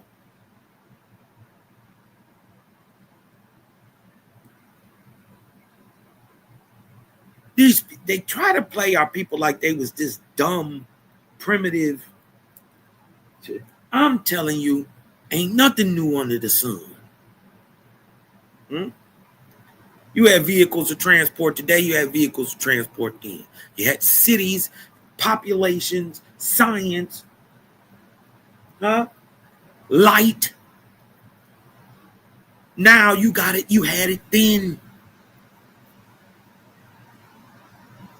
Only science tries to tell you the farther you go back, the dumber you must be.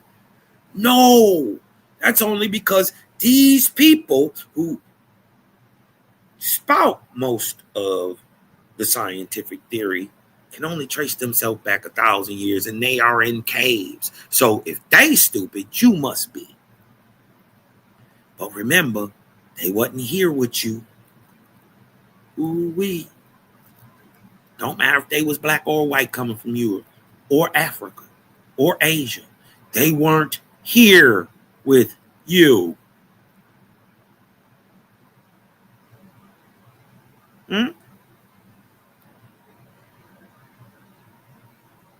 Megalithic building on astronomical level. This is mind-numbing.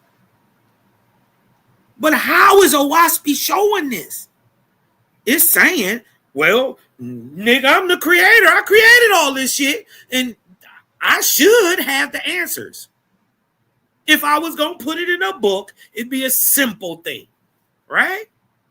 And then I named the book Earth, Sky, Spirit. Because what else is there?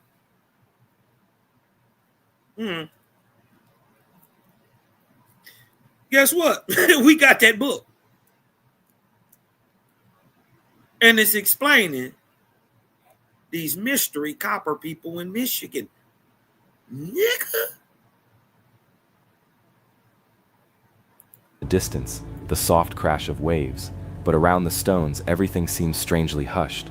The forest floor is thick with pine needles, and the stones peek out like teeth through the moss. Some are only a few inches tall, others almost knee-high, arranged with a care that doesn't seem accidental. On a sunny day, the light filters through the trees and throws shadows across the stones, creating natural patterns that seem to shift as the... Don't that seem like a deformed rock, like it's been melted? And look at the heat marks. See how blackened and charred it is? But look at the natural color. Right down here at the bottom. See, this is the natural color. What blackens, burns, and chars rock? Let that sink in. What blackens, burns, and melts rock? Huh? Oh, they'll tell you, oh, it's volcanic and blah, blah, blah, blah, blah, blah. That's not a volcanic fucking rock. It's not obsidian. It's not magma. No. That's regular old limestone, sandstone, regular old rock. Why is it blackened and burned and looks to be melted? This looks like it held a pole. See this little circle over here to the left right here? What if this was higher than this? What if this was maybe 10 feet higher? Huh? 5 feet higher. How would you melt 5 feet of rock? Because this definitely looks like it held a pole of some sort. Huh? Just saying. Aboriginals in America, you are the most fantastic people ever. This is why they hid your history. Huh? Creator bringing it out. They can't stop this light. Sun moves. It's easy to see why early visitors thought the circles might be astronomical. When you stand in the center and look toward the horizon, certain gaps in the circle line up with where the sun rises or sets at particular times of year. Whether that alignment was intentional or coincidence, no one knows. Over time, stories grew around the circles. Some said they were made by ancient travelers who came across the lake from faraway lands, possibly even from across the ocean. That idea, popular in the early 1900s, claimed the circles were part of an ancient navigation system built by people who mined copper in the Upper Peninsula and used Beaver Island as a stop on their route. There's no solid evidence for that, but the image is captivating. Foreign sailors mapping their journey with stone markers on a lone... See, they want to get a credit to Europeans. But how can you give credit to Europeans and Europeans didn't have this technology? And then, mind you, this is thousands of years before y'all even knew America existed. Even if you give credence to the Prince Madoc story, you dig what I'm talking about? That's still 500 AD. That's only 1,500 years ago. I tend to think, and just like Owaspy doubles down on and say that y'all niggas didn't know shit about this motherfucker till, excuse my French, y'all didn't know nothing about this place till Colombo. 1492. People don't understand why that is used as a hinge in time. And why you can't never get around it, right? Because it marks the introduction of a people to another people. And that's the latest people, the European, right? Island thousands of years ago. Another version connects the circles to local native legends. According to some Anishinaabe elders, Beaver Island was once a sacred place known for its strong spirits and powerful dreams. They say people came here for vision quests, to fast and pray. The circles in that light might have been places of ceremony or meditation. If true, they'd hold not just archaeological but spiritual significance, representing a living connection between people and the land. Listen to the Anishinaabe. They are correct. It's absolutely what it's used for. Didn't I just tell y'all? When modern archaeologists study the island today, they approach the mystery carefully. They note that without detailed excavation, it's hard to date the circles accurately. Many have been disturbed by time, erosion, or human activity. Yet how do you break that? How do you split that rock like that?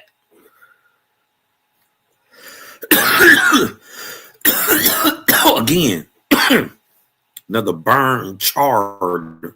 It's cracked too. How do you crack that? What type of pressure must you be applying onto the surface? This is on the surface. Type of pressure must you be applying, first of all, to carve it? Look at this gouge with this long burn. Now, if you burn something in here, I get it. How do you gouge this part? And then how do you split it like that? Hmm? You know, we got a lot of limestone and real hard rock. 7 on the Mohs scales, 8 on the Mohs scales. Hard, dense rock up here. You dig what I'm talking about? In Michigan. How did you do this? How did you crack it? And it's damn near perfect. But you could tell whatever happened naturally, because it's not like cut with a machine. It's not smooth. Right? This is the result of something natural happening. And I think it's the result of whatever hit this. Whatever caused this, hit this and broke the stone, because we can tell by the hot scorching marks. Even with modern tools, ground-penetrating radar, GPS mapping, the full story refuses to reveal itself. Each stone circle offers hints but no answers. If you visit Beaver Island now, it's easy to feel why the mystery still draws people in. Getting there isn't simple. You have to take a ferry or a small plane from Charlevoix. And once you arrive... Mind you, see this elephant? This elephant and this picture, this is the Stonehenge of Michigan, right? This is on the bottom of Lake Superior. So is this. You know, the last time they say woolly mammoths existed on the planet was right after Younger Dryas, 10,000 years ago. They're supposed to be non-existent. So this thing here would have had to been drawn more than 10,000 years ago, 10 to 12,000 years ago, when man could have seen it. Because, right, this is on the bottom of Lake Superior. This. Right? On these stones, on one of these stones, is this. A woolly mammoth.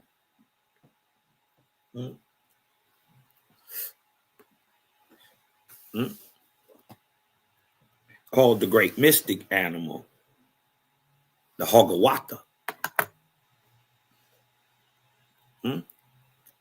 This is Stonehenge of Michigan. So obviously, this was drawn when this was above ground.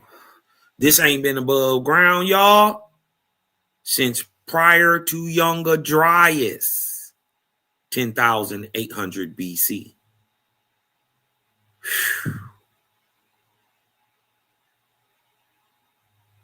This ain't seen the light since Younger Dryas, since the end of Younger Dryas, meltwater pulse B1, probably about 9,600 BC. 96 to 9,300 BC, meltwater pulse B1. You wouldn't have seen this. And it was probably 3,000 years old then when it got flooded. Because at one point in time, this was above ground, y'all.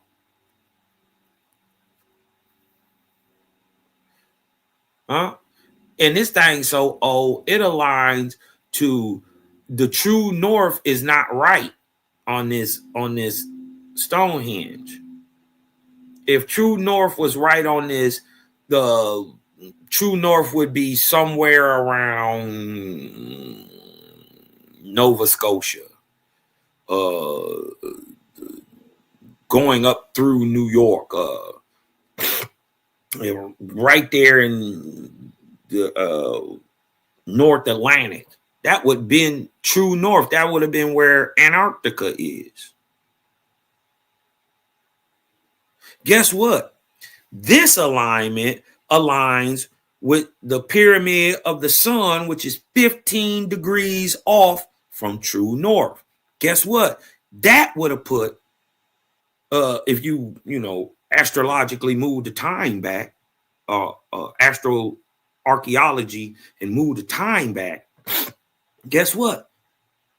When the prime meridian would have came in at the new season time or the beginning of the new year, right? It would have been 15 degrees off than it is to get today, which would have put the Antarctic in the Nova Scotian region too. showing that this shit is way older. It predates flood.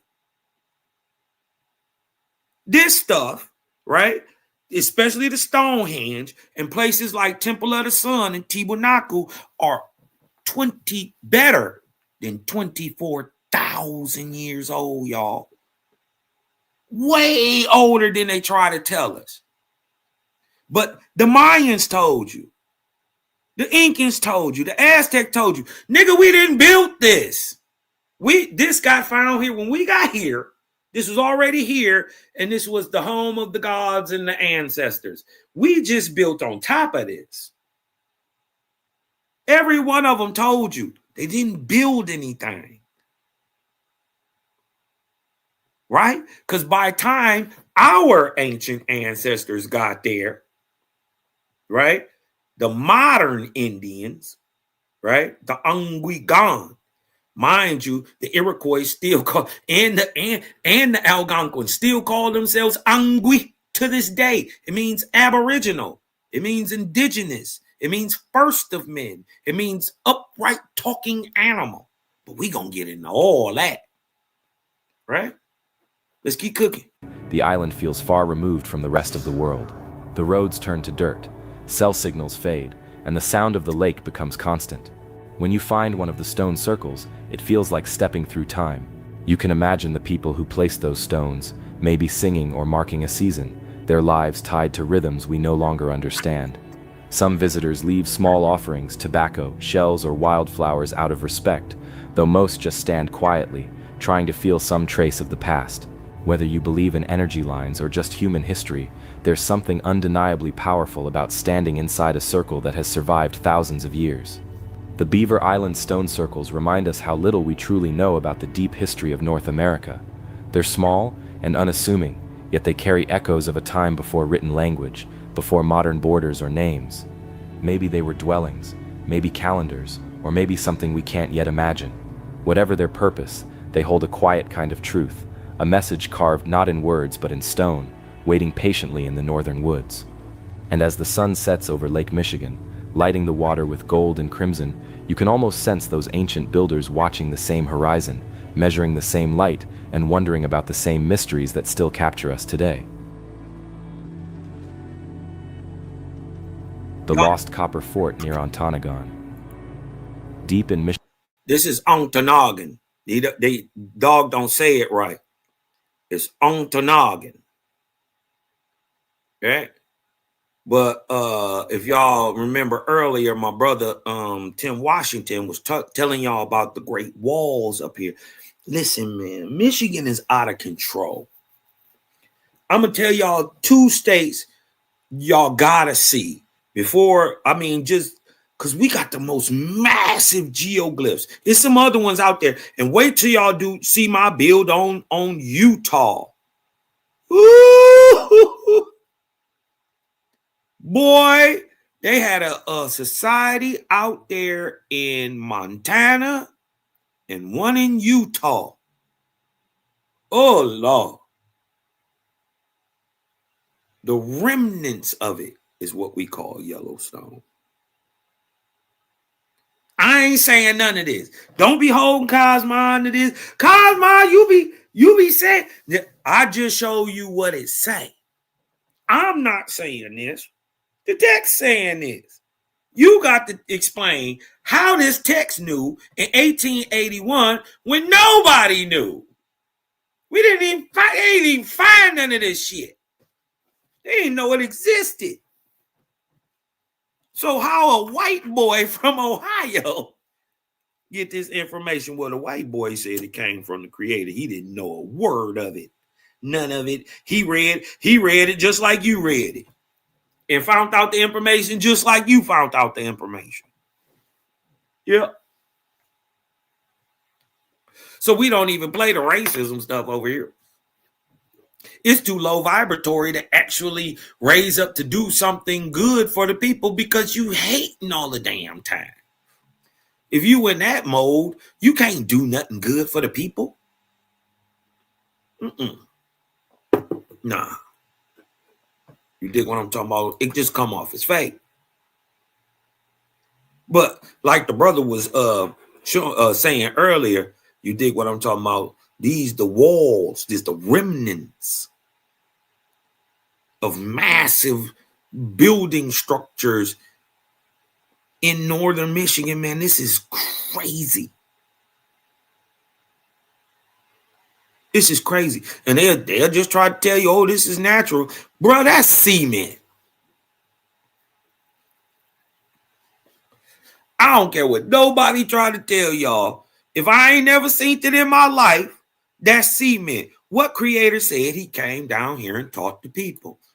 Watch this. Watch this. Watch this. Let me show y'all.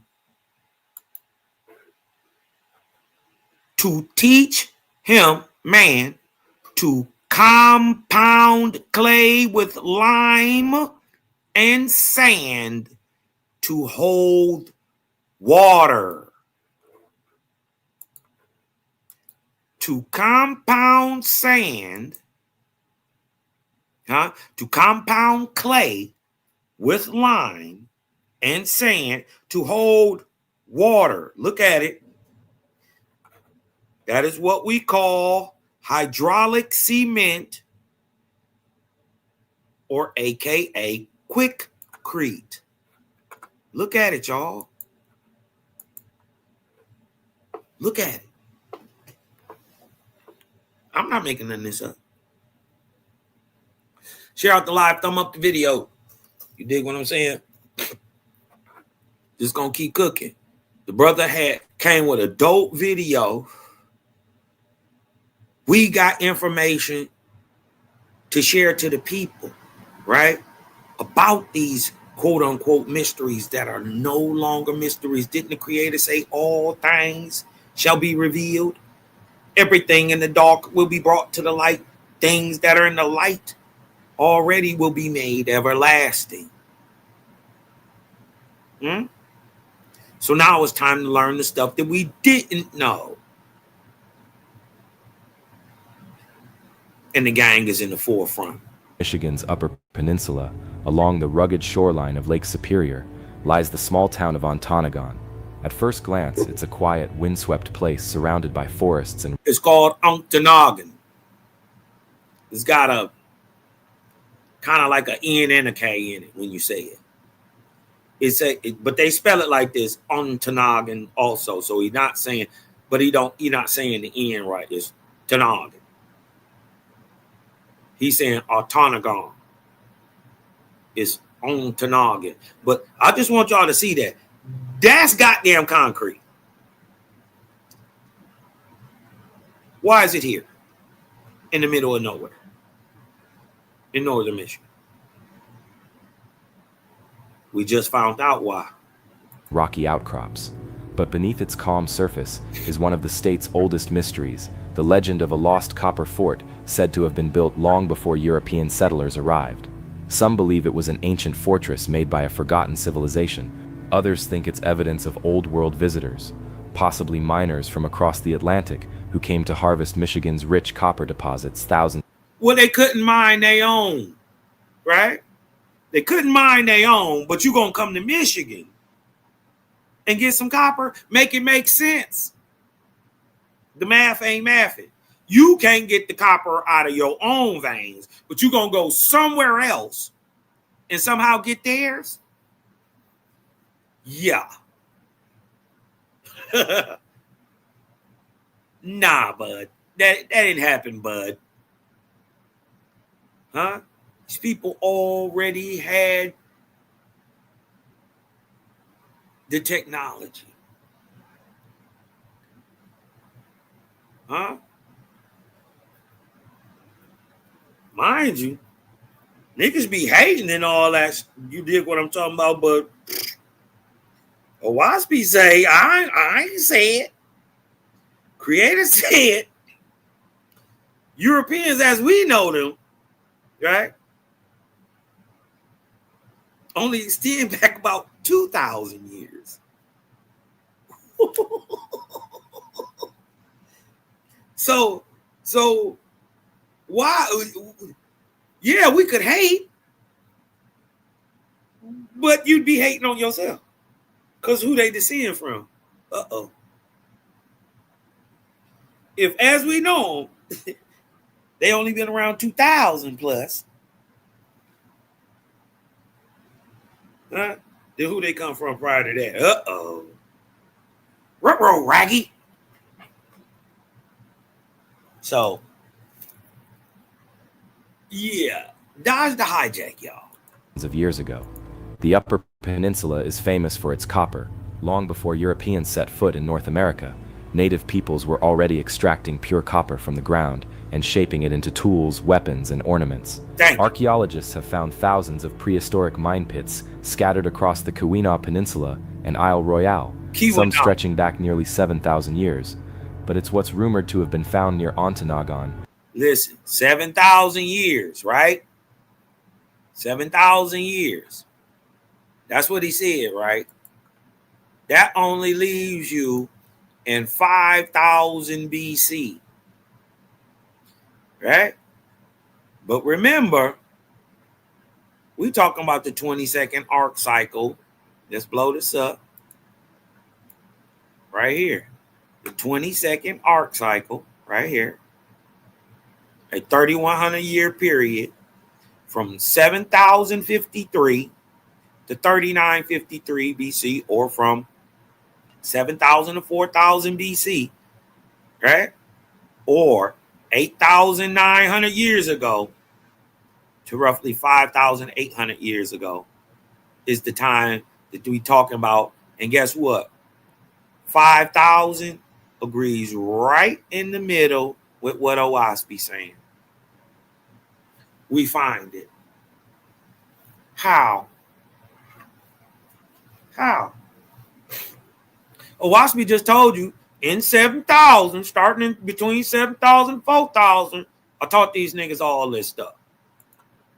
I taught them all this, right?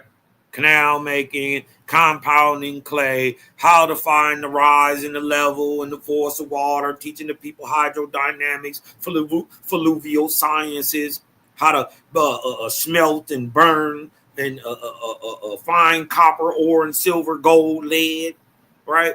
Make it like sheets, make it hard like flint. He's saying this came in the 24th arc cycle. Hold on. In the 24th arc cycle, 22nd arc cycle, excuse me, of Lu, right? Which is the time of Zarathustra. So, mind you, Zarathustra was 32 years old in 7,053 BC. He was already 32.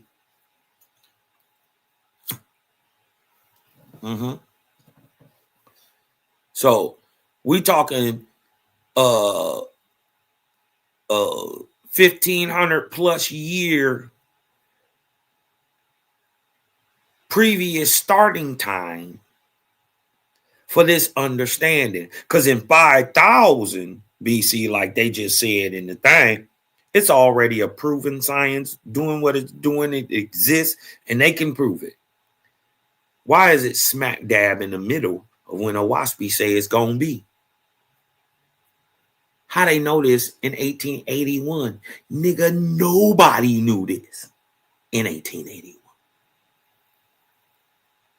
That tends to lead credence to the text when it say it's from the creator, because only the nigga who made this stuff would know this. This ain't come from no man.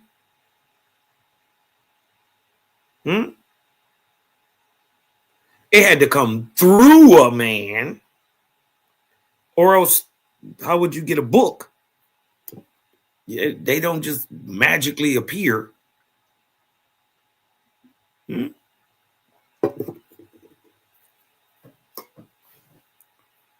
How is it possible that it's right on the time Owaspi say it should be? How is that possible? Hold on, let's run it back just a little second. Let's go. Stretching back nearly 7,000 years. 7,000 what's rumored to have been found. 5,000 BC. Right? How is Owasby on time?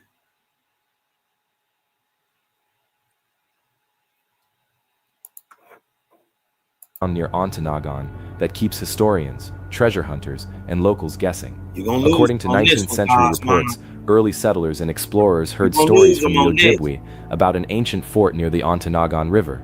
It was said to be built of massive stone. What type of stone is that, y'all? Is that concrete? Do that look like concrete to y'all? If y'all think that's concrete, hit me with a 1 in the chat. It looked like concrete to me. I've seen concrete before. I can look out in my driveway and see concrete.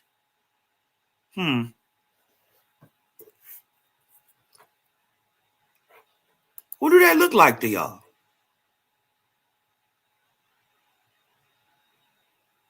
These walls that they trying to tell you now, oh, we can't find them. You can't find this? I want y'all to see how big they is. Look, I want y'all to pay attention. Up here is 4 people. Look, up here at the top of this how big these things is. Now you trying to tell me you can't find the remnants of this wall no more? Huh? These are people on top of the wall. 1, 2, 3, 4. They massive. Who built that? And they keep trying to say y'all was dumb. And they keep trying to say it's the Native Americans, but the Native Americans told you, like, listen, dog, them was the ancestors. Right? Not knowing they was talking about you the whole time.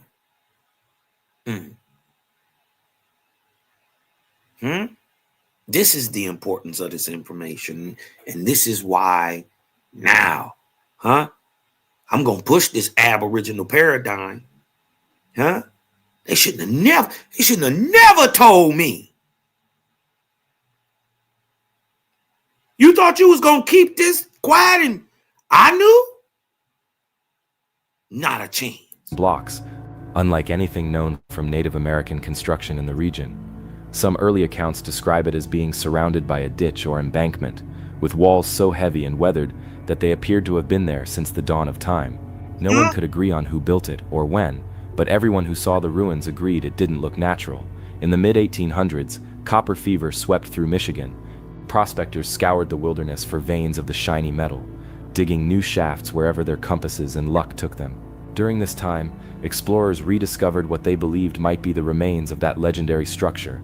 There were whispers of walls half buried in the forest, a stone platform near the river, and strange artifacts made of hammered copper, not crude or primitive but refined, as if shaped by skilled hands using tools unknown to local tribes.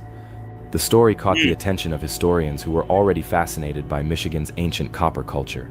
Some speculated the fort could have been built by a vanished race of miners, perhaps a prehistoric people who had mastered the art of metalworking long before recorded history.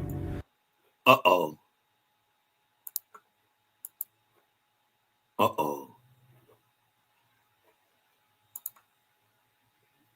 And Geechee, perceiving the virtue and wisdom of men, sent his angels to teach man the mystery of canal making, to teach him to compound clay with lime and sand to hold water, to teach man to find the gow, or the rise and the drop, and also how to level the land, and to judge and create the force of water, use it, The angels also taught man to make pots and kettles, to burn the clay in suitable shapes, to find copper ore, silver ore, and gold and lead for the floors of the oracle chambers, clean, shining white, suitable for angels. Watch this.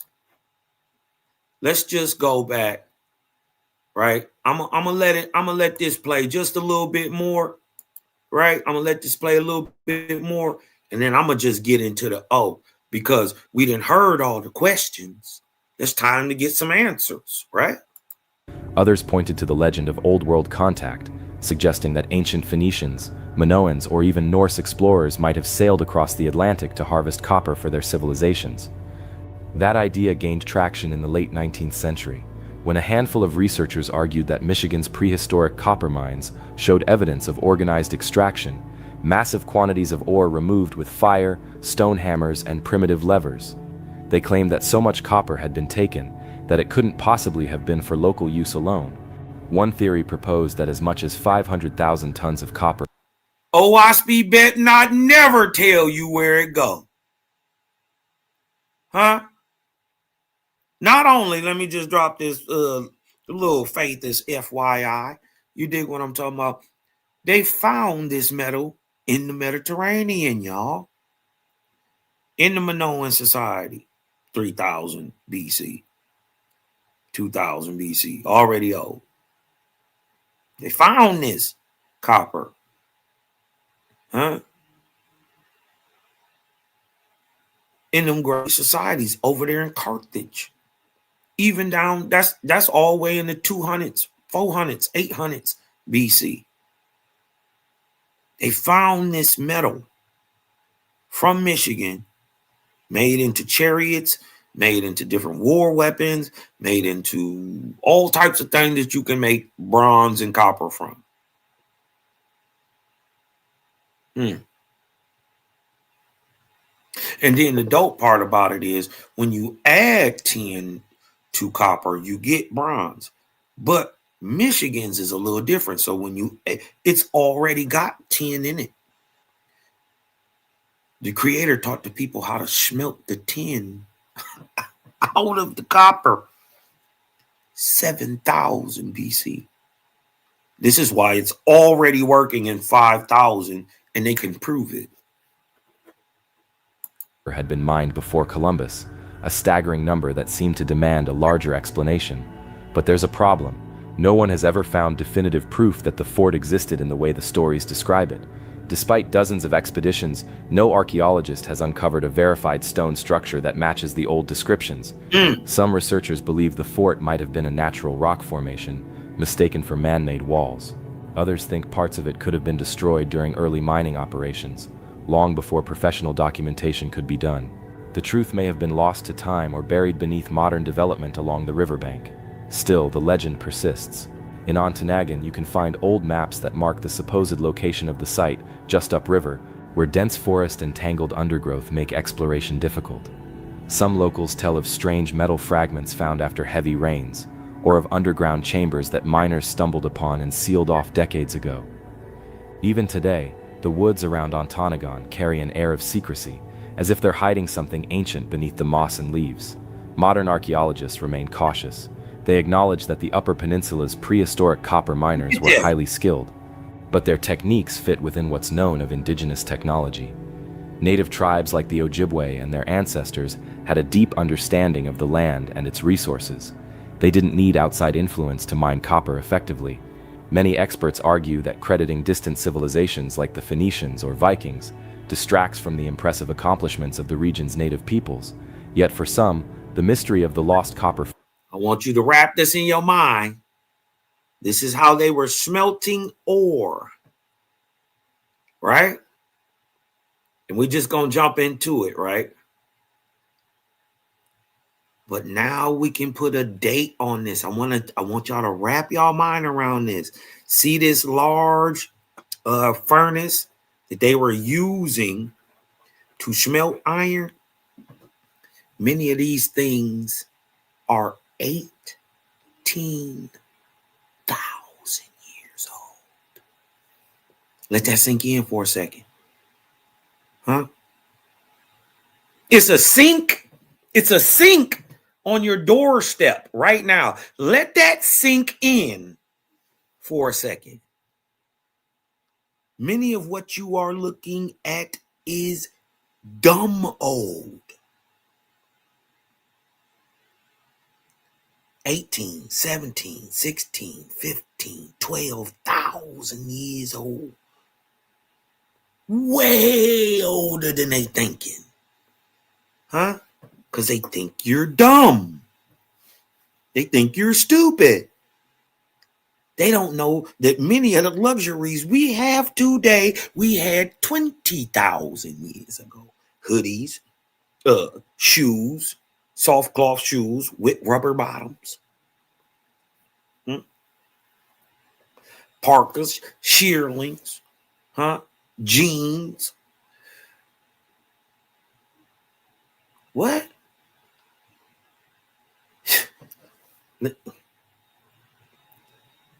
Don't believe the hype. You have been great forever.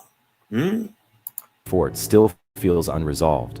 The combination of oral tradition, unusual stone formations, and the immense scale of ancient mining keeps curiosity alive. Look at this. Could there have been an organized settlement, maybe even a fortified one, Look at built this. by the ancient copper workers themselves? It's not impossible. A fortified site could have protected miners, storage areas, or sacred grounds connected to copper, which was considered a spiritual material. Visiting Ontonagon today, you can still feel that layered history. The town is quiet, perched near the mouth of the river that once drew so many explorers. A short drive inland takes you to thick forests where you can find traces of old mine shafts, rusted tools, and ancient pits overgrown with trees. The air smells of pine and cold water. It's easy to imagine what this place looked like centuries ago, a rugged wilderness echoing with the sound of stone hammers and the crackle of fire used to loosen the copper veins. Locals sometimes tell visitors about strange lights seen deep in the woods, especially near old mining sites. Some believe these lights are spirits guarding the lost copper, or the remains of the ancient builders themselves. Whether you take it as folklore or something more mysterious, it adds an eerie charm to the area. The forest feels alive, watching, waiting, keeping its secrets. In recent years, a few amateur archaeologists have tried to relocate the supposed ruins, using modern tools like ground-penetrating radar and drone mapping. So far, they've found some curious geological formations and old mining debris, but nothing that clearly fits the fort described in old tales. Still, interest in the story hasn't faded. Each summer, new explorers arrive hoping to find something that will finally connect the legend to solid evidence. Standing by the Ontonagon River at dusk, it's easy to see why this mystery endures. The copper-colored light of sunset reflects off the water, and the surrounding hills seem older than time. Somewhere in those woods, or perhaps deep underground, may lie the remains of a forgotten structure that once guarded the world's purest copper. Or maybe the fort never existed, and what's truly hidden here is the power of human imagination, shaped by the land itself. Whether fact or folklore, the lost copper fort near Ontonagon remains one of Michigan's great unsolved mysteries. It ties together the ancient skill of native copper workers. You can't tell me that ain't concrete.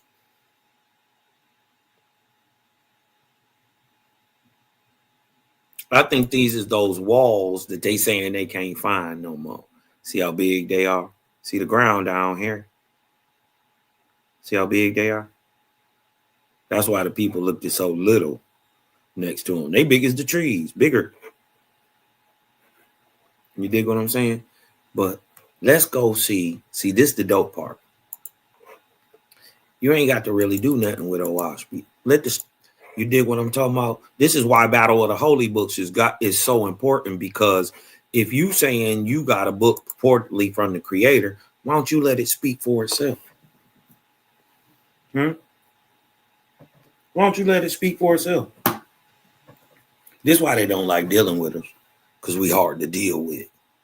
Because we ain't taking nothing, right? You got to, because see, I can turn around and show everything we just showed is about to be proved in this text, but told at a time when nobody knew it. If you knew it, you'd know it now. They didn't. Because the people who are inhabiting it then and now are just replacements, in a sense. People who migrated to an area that they now live in and have been living in for a while, but they ain't lived there forever. The Incans didn't. They came south and conquered the people to get the Incan Empire. Yeah. And then use the Spanish to kill off the native nigga. They niggas too. But it was a native nigga already there. Naskin people called the Chonka. Look it up. Cosmo don't be making up none of this. But look, this is the Lord's third book. Right? Check this out. Being contemporaneous with the book of Apollo, son of the creator. As the latter book, the book of Apollo, is of heaven, so is the Lord's book of earth for the same period of time, but for the earth. So, this is the dope part. We're able to put it on a timeline. Let me back up out of this, show people real quick. This is called, I know it probably looks small, but this is called the timeline of prophecy, right? It's measured in cycles called arcs, right? Every arc has an Ethereum who rules over it, and it gives it rank. But then it gives the overall Oranothan, or the modus operandi, that the god during the time could see. The very first arc cycle, right? What happens? It's a 3,000 year period from 71,000 to 68,000, or 73,000 to 70,000 years ago. That first 3,000 year period, right? That cycle or that arc is called Wan. The Ethereum over it is the first Ethereum ever. This is how I knew Dr. Delbert Blair read Owaspy, because he told you that the very first god was called Setantes, right? Setantes' rank is an archangel, right? Any angel that comes during the new arc cycle is hence called an archon. So don't just lean into the negative connotation put upon it by Gnosticism and the Nag Hammadi, right? Any angel that comes with the head Ethereum angel during a new arc cycle is called an archon or an archangel, right? Look what happens during the very first 3,000 years, right?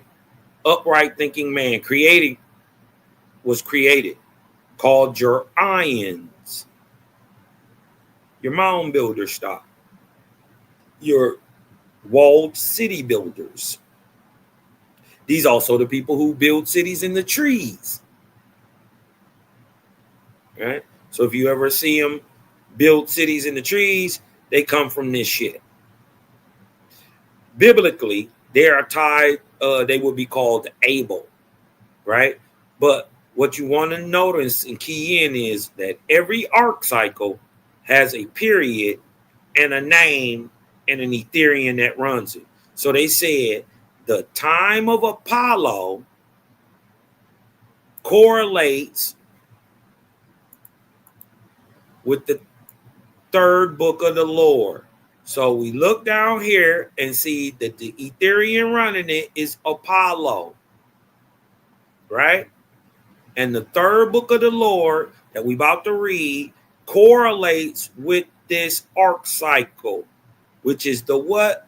The 19th arc cycle. We are right here in the 25th. 177 years into the 25th arc cycle. You add a 177 to 1848, you're at 2025. Huh? We are in year 177. Right? Of the Cosmon era. But we talking about a time back here in the 19th arc cycle. We in the 25th. We talking about the 19th. A 2,800 year period from 16,353 BC to 13,553 BC, or from 16,000 to 13,000 BC. 18,000 to 15,000 years ago. What is Apollo coming to do? What is his modus operandi? What will he accomplish during this time? He gives man symmetry and beauty. Huh? Guess who pops up on the earth at the time that they're beautifying man? You, American Indian. Uh-oh. What you saying, Cosmo? We ain't been here forever? No, silly. No. We a better version than what our ancestors were. Way better. Listen, they're still in the 5th era. Look, they're in the 5th era. It's some messed up looking people on the earth. But I'm talking about some beastly, ghastly looking niggas. Nonetheless, a man. That's the 5th era. You pop up on the scene right here, the time where man was made physically and spiritually beautiful. Huh? Before that, you were Ayin and Ahuan, a physically beautiful people and a spiritually beautiful people. But when you mix them, you produce the Indian, or the AKA the Angui, or the Negro of America. This is why they call you Negro. It's the same word as Angui. The proof of that is the Iroquois and the Algonquins still call themselves Angui to this day. Anguigan. Right? Why do they call themselves Anguigan? Gon means man. Modern man, though. Like us. Remember, the iron is what gives you the mound builder in you, is what gives you your spiritual acumen. It's the mound builder and the Ahuans that gave them their spiritual acumen. Huh? These are your forefathers and your foremothers. They'll never get no props to the female. And spirit, when I'm saying female, there are obviously male irons, but when I'm saying female, I'm talking as in spiritually, as in opposite to physical, and hence male. You dig what I'm talking about? Or something that's destroying going forth compared to something that's receptive and magnetic. You dig what I'm talking about? Female. Male and female, like positive, negative. Not like boobs and penis. You dig what I'm saying? But we are in between 16,000 and 13,000 BC. Didn't it just tell you that the book of Apollo, right, is the book of heaven and is contemporaneous with the Lord's 3rd book of earth for the same period of time? So now we know the period of time is between 16,000 BC and 13,000 BC. Hold on to your hats, folks, because it ain't what they told you, right? Let's go check this out. Let's just see what it says. Now, in the time of heaven, known as the Ark of Rupta to Mos, huh? This is how you tell time, y'all, from Rupta to Mos. So again, we right here in this 2,800 year arc or the 19th arc cycle, or 57,000 years after the creation of upright thinking man like me and you. Huh? We talking about this time where we go on to breed. You already had your foremothers and forefathers here. You did one talking about you are aboriginal. You are not the original, nigga. I hope you understand that. If you understand that, hit me with a 1 in the chat. You dig what I'm talking about? If you understand that, hit me with a 1 in the chat. You are aboriginal, not the original. See? Huh?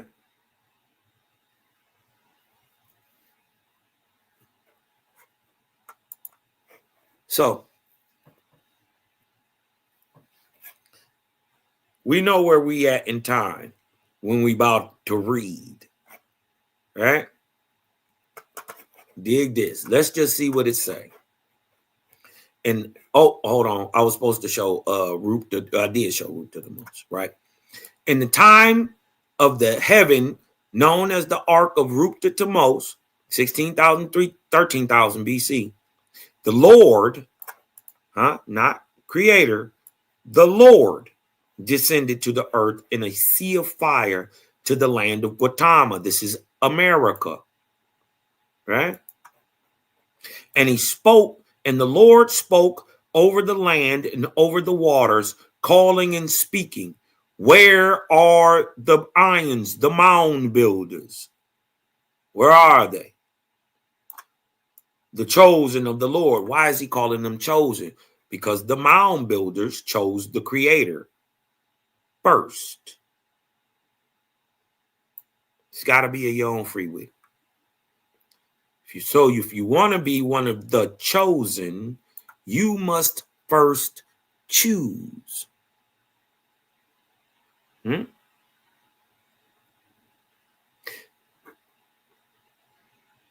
Where are the ions, the mound builders, the chosen of the Lord? Speak, O man, come forth at the call of your God, right? Then spoke man, answering the call of God. So obviously this is a man who can hear spirits, right? Clairvoyance, clairaudience. But when the Lord called, anybody who can hear is going to answer. Right? So when they're talking about this man, they're not talking about one singular man answering the question. I need y'all to understand that. This is when they say man, they're not talking about just one man. If it was just one man, they tell you the name. They are talking about man in general. Right?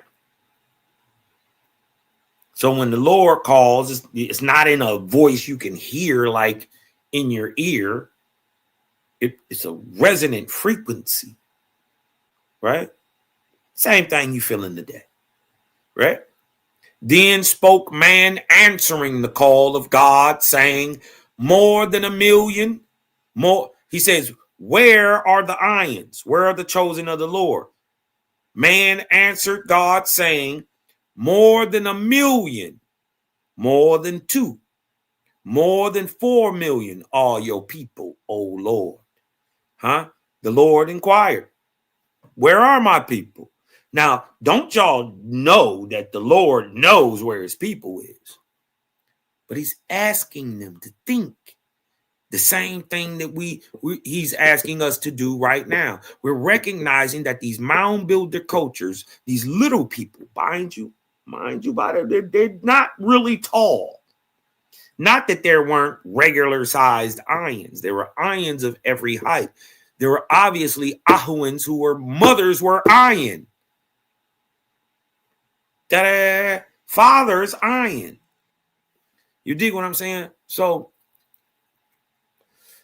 the proof that you are part iron is that you have spiritual ability, the ability to keep learning and progress.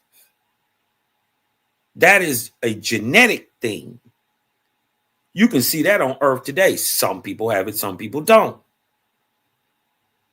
right? But everybody has the genetic of the Ayan and the Druk in them. Everybody is not of Ahuan or Angui stock, but everybody is a modern man today, a Ghana.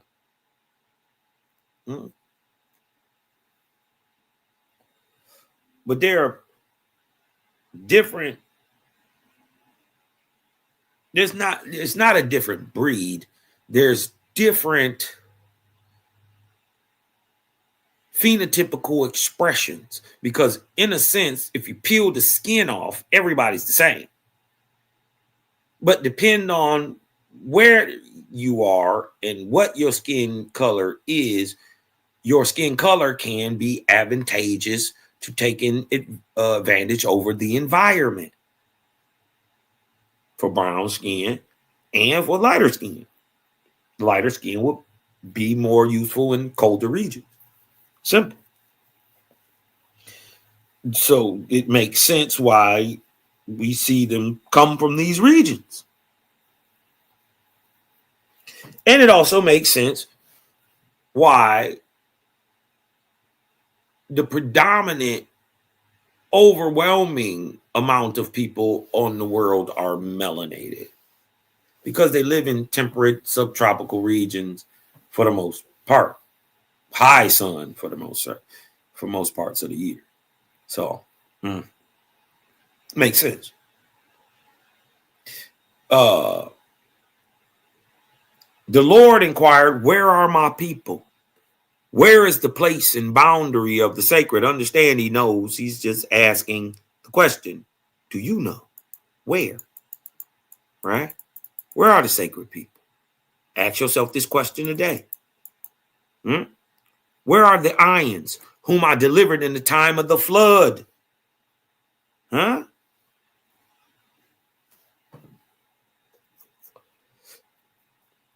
So obviously, during 16 to 13,000 years ago, these people were readily on the planet and people knew them, right?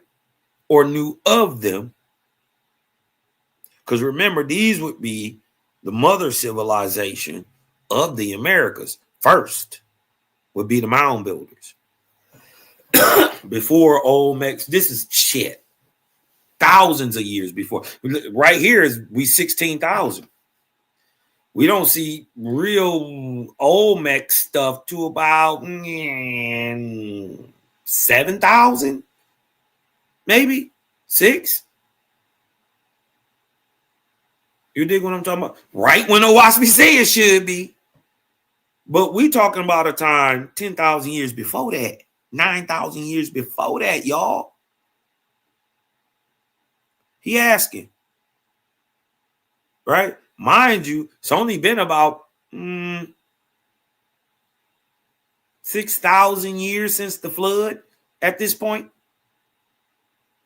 Just about. The flood only happened about 6,000 years ago at this point. At 16,000 BC, the flood had just happened 6,000 years prior. Let that sink in. And man answered, right? He said, where are the people, the Ayans, whom I delivered in the time of the flood? These people go on to be Yomah and Yoya, the people of heaven and the earth. The little people, the mound builders. Anyways, right? And let's read what it say. Right. Third book of the Lord's 1-6. And man answered, saying, from the head of the Kakasak, the mountain river of rivers, or the Amazon, right? From the Amazon, right? In Tesanka, right? Wide as the ocean, right? Or Brazil. And the mountains of the plains of Om. So basically, that whole area, you dig what I'm saying, from Brazil to Mexico, all the way up to, Texas, right? To the great cities of Owanganche and Nathan and Neshesh and the Musagad and Nephal and Yeshua by the lake of Owani or Lake Nicaragua. Let's take a look at where they talking about. Let's back up out of here real quick. Drop down. Right? Lake Nicaragua is right here.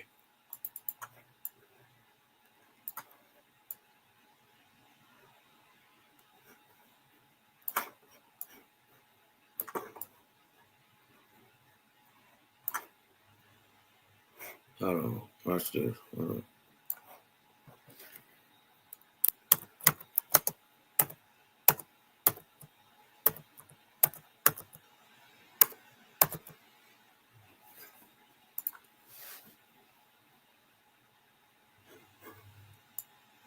Yeah, there you go. I had it right the first time. That's Lake Nicaragua called Owane. Hold on, let me show y'all this. Boom. See right here? This is Nicaragua, right? Let's back out a little bit. Guatemala, here go Mexico, right? Now they talking about the mountains of Om. We would call them today the Sierra Madres, right? We would call these the Sierra Madres, part of the Rocky and the backbone of the Americas, because there's mountains that lead all the way through down here into the Andean Mountains, right? But we talking about, look, where did it say it was at? Let's show it again. Now, this city, right here, they saying this is a city called Yeshua. It's by the lake of Owani, which is Lake Nicaragua. Here stands the tower of Rakawana, shining with copper, silver, and gold, right? We know where this come from, but they about to show you where it come from, but I wanted to show y'all on the map where are we talking about. This is Lake Nicaragua. I haven't been able to actually prove that San Juan, or the Sun of the South, you dig what I'm talking about, is what they call Yeshua. But Yeshua is the San Juan or the saint. I believe this is, I can't prove this. I can't prove it, right? But I got another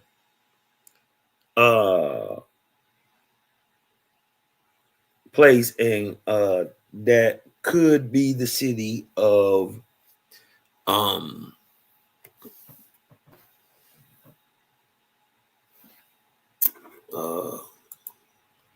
the city of Yeshua, right? I want to show y'all something, right? I want to show y'all this real quick. Watch this. If you look up north right here, right? This is San Juan, right? I think that's a possibility that could be it, right? But, right outside of here, right outside of Lake Nicaragua is a place called, where is it at? It's called Messiah. Huh? That's exactly how you say it. Messiah. And the city could, I'm not sure of this, y'all, but it's crazy that you got two cities that could be it right there. And this one make a lot of sense. The city of Messiah. Huh. And anciently, right, the peoples in America called it Yeshua. Ain't Yeshua a Messiah? I'm just saying, I'm not saying that that's for sure fact, but trying to figure it out and understanding that I know that there's a deeper spiritual message as in the why they're calling this place Yeshua, right? Because remember, Yeshua ain't a man. Yeshua is a place, always being, right? Means redemption, means savior, right? Because that's what it did. It was a place originally for recuperation of high etheric angels. Anyways, right? But they got these shining copper towers there in the city of Yeshua outside Lake Owane or Lake Nicaragua. And we look down there and we see a place called Messiah. Huh. Interesting. Right? Here stands the tower of Rakawana, shining with copper, silver, and gold, and by the river Rasha and her lake Jangan. Wait a minute. It bet not be another lake next to this thing. Hell no. What? Wait a minute. Wait a minute. That's a whole nother lake. Sholoslan.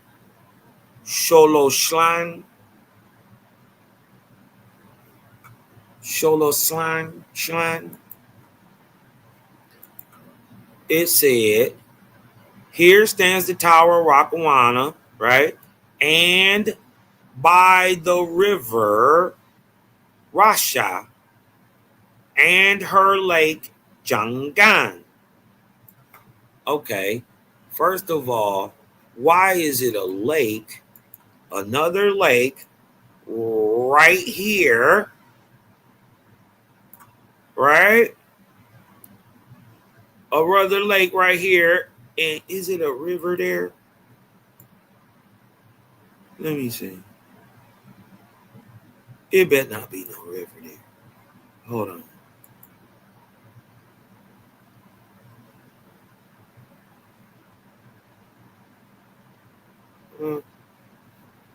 Wait a minute.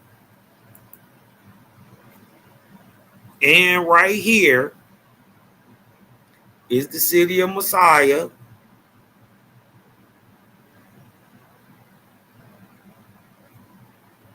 Right in the middle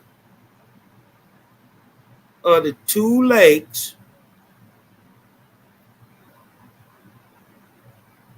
Huh. Or are they, or could they be talking about this lake? But if you talking about this massive lake, you talking about this.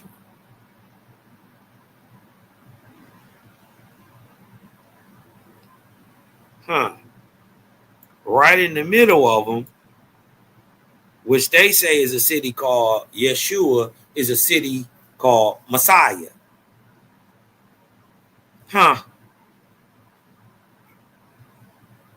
Huh. And over the plains of Gomagat, right? The Gomagat Crescent and Takshan. Well, Takshan already sound like Texan. But we know where Gomagat Crescent is. Let's go show where we at. All right? Let's back up out of here. Let's show where we at. Let's show the crescent. Right? Now, Creator said, you got people from all the way from here, all the way up through here. but especially in the crescent. Gomagat, ancient name of Mexico.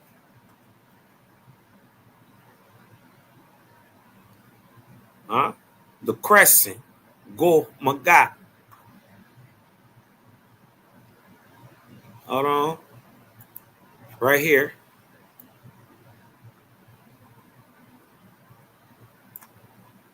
See it? From the Yucatan, all this. But really, you can consider, let me back out a little bit. You can consider all this a crescent. But really, we just talking about this because they specifically named Gomagat and Takshan. So we talking about from Yucatan all the way up through Texas and Louisiana. You see the crescent? Right? This is the real crescent. This is the real fruit basket of the world. Right? Right here.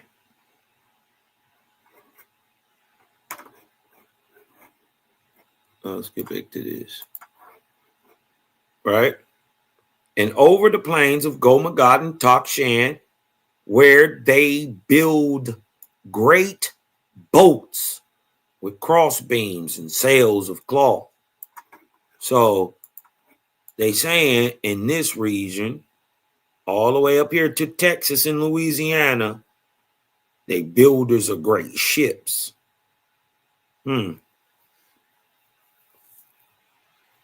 Remember, this is 16,000 BC.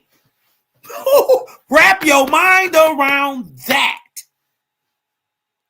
Boats with great big cross beams and sails. 16,000 BC.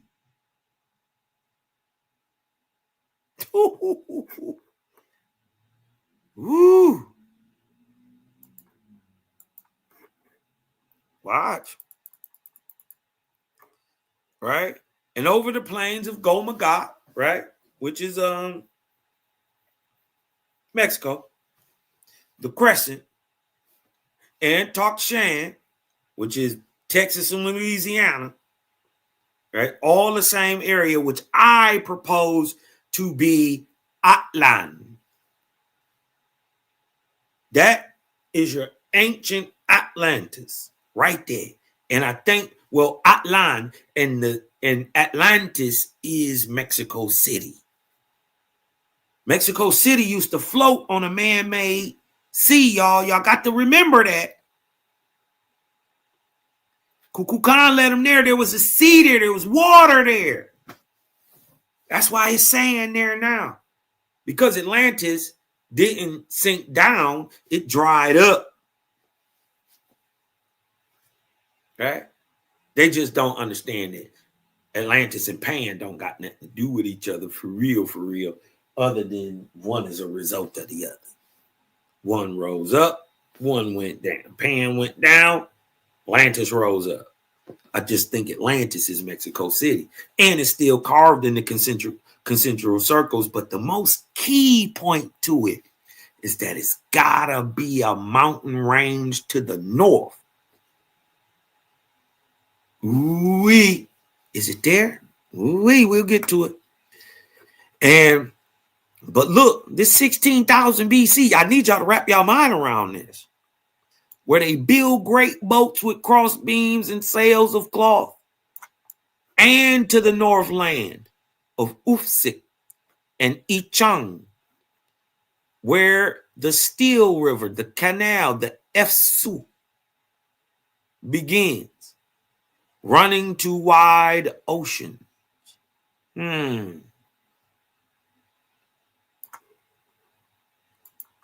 Could they be talking about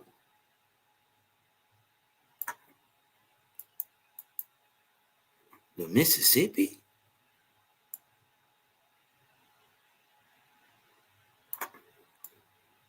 All the way up. Wait a minute. All the way up to the... What they doing way up here? To where if the F-Sioux, right, is the Mississippi, well, here where it dump out and start up way up here. Mm-hmm. Mm-hmm. Way up here in Duluth. Way up here. In Lake Superior.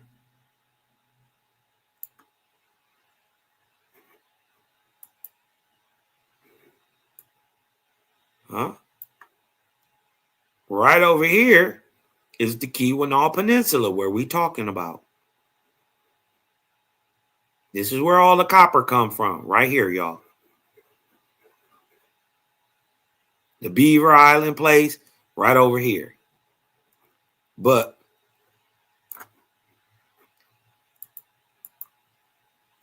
can we be talking about, let's see, what I was, oh, well, I wasn't even showing it. Look,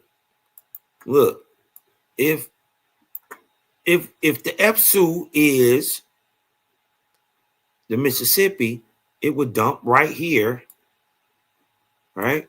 This is where we're going to get all the copper, right here on the Keweenaw Peninsula. Right here. The Mississippi start right here in Duluth. Right? So we see the Mississippi snaking all the way down to right here where they say it's supposed to be in Takshan. They give it the name of Takshan, which sounds like a mix between Texan and Louisiana, actually. Interesting. But they saying they build great boats all up and down here. Yucatan, Campeche, Mexico City, San Luis, Monterey, Chihuahua, Austin, Houston, Louisiana. And we know all up here, the Cato people. And the shout out my sister Deshawn LaFay. Her people is these island boat people that live right here, Galveston. They from right here. They've been keeping them. They boating people. They just see people, and they've been here forever, and they run them boats, and gonna keep running them boats. Right down in here, Galveston area, pure engine. Shout out my sister Deshawn LaFay. You dig what I'm saying? So let's get back to it. Let's read what it say.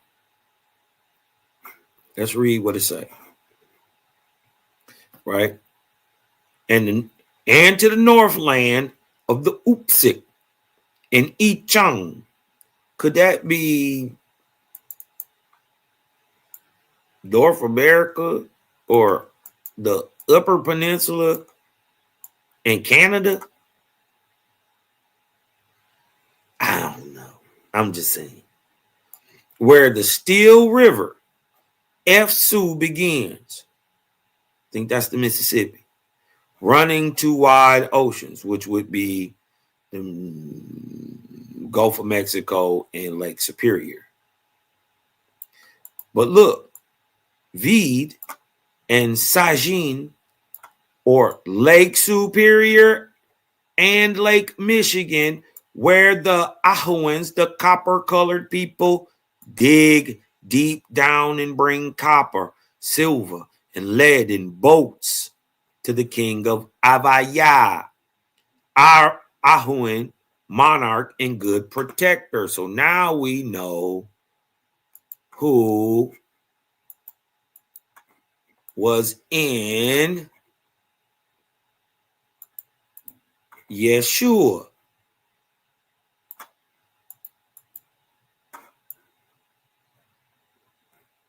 Oh, hold on. Who's Nicaragua?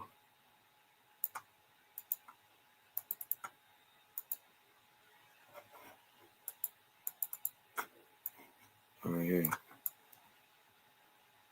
In so-called Messiah, right? In Messiah, between the two lakes, is that a river or is that a road? Hell no. That bet not be no. Hold on. What is this? What is this?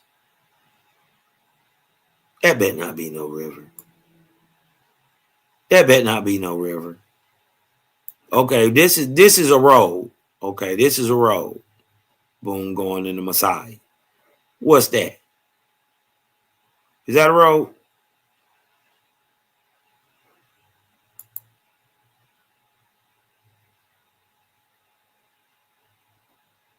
If that's a river, I'm a nut up.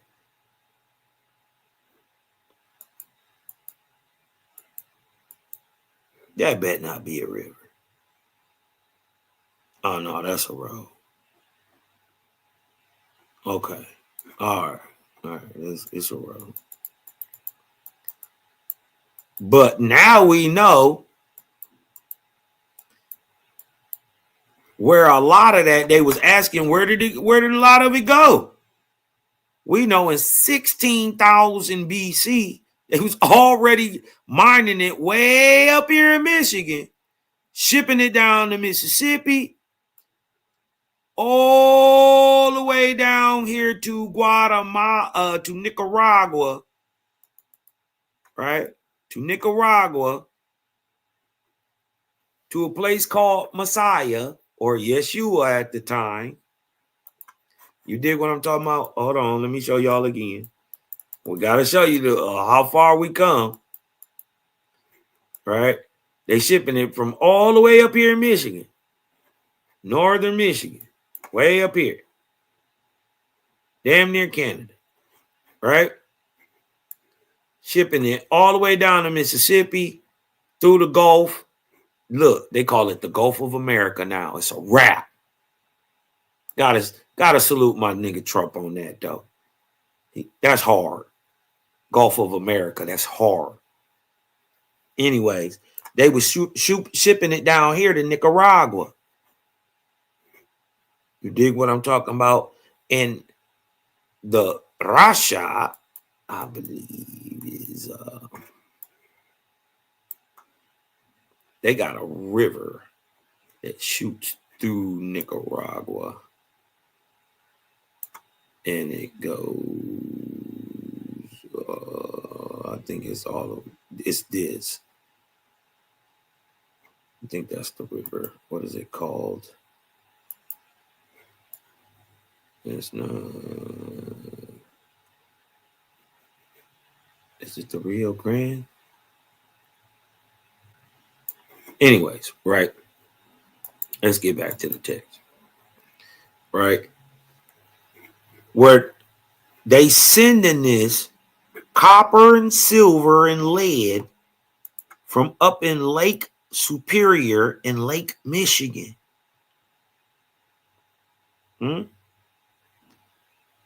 Where the copper-colored people dig deep down and bring copper, silver, and lead in boats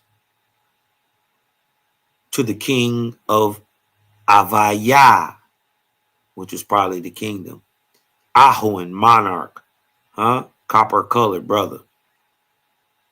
An Indian, your forefather, right? One of these warrior groups, right? Ahoan monarch and good protector. You dig what I'm saying? So wrap that in your mind that 18,000 years ago, we already had a burgeoning trade system that worked really, in a sense, no different than it does today, because we were shipping from all the way up here in damn near Canada, right? In the Vij, and this is the Sajin. Sahin, and Navid. Right? Lake Superior. Lake Superior is massive. Lake Michigan big too, but Superior bigger. It's crazy. You dig what I'm saying? But they shipping stuff down the Mississippi, right? All the way down here to Nicaragua, to the king of Avaya. So I'm sure they dropped off everywhere along the way before they got to Cuz. It's massive work, right? So I think a lot of the tie we're gonna be able to physically tie it in with the North American Aboriginal stocks because we different than even different. We the same. You're all Ahuans, Anguigans, you dig what I'm talking about, iron leaning Anguis and stuff like that. You dig what I'm talking about? You from the Americas. But even Jaja said a guy that's from here, he different.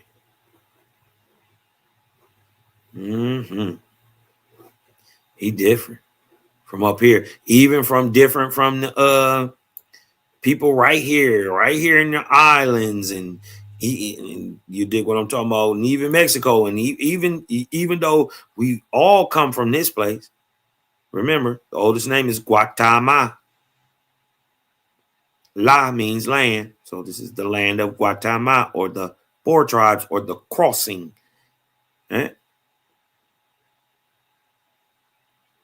People migrate south and they migrate north. But these people that come up here, ooh, wild Indians, wasn't having nothing. You dig what I'm talking about? And we just a different style. It is what it is. We different. And especially in the way we act. Right? I want y'all to lock that in. 16,000 BC, we already got this going on. The Lord said, the greatest place of all you have not named. Your eyes have not seen. Your ears have not heard. Search therefore and be wise. Man said, I was ashamed before God, so I set out to get great learning, to know of what the Lord spoke. And I traveled for 1 year to the north and many moons to the south and east. In Southeast America, North America.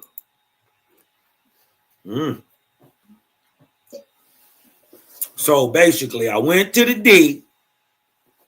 You dig what I'm talking about? I went down South Mississippi and Louisiana and Alabama, and then I went over to Southeast and all that and visited everything down there, South Carolina on down, Virginia on down.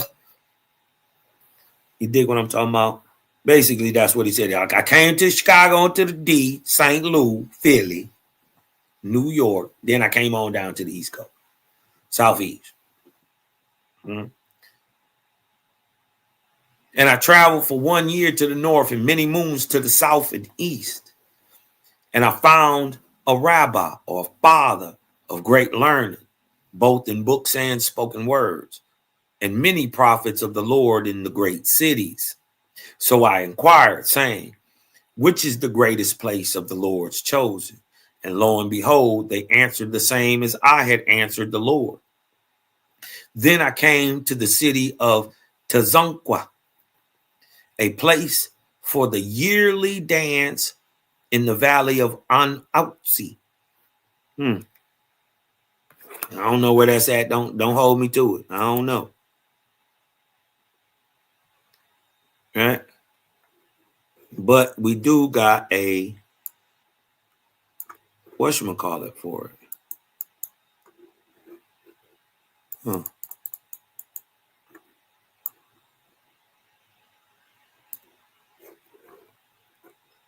Okay.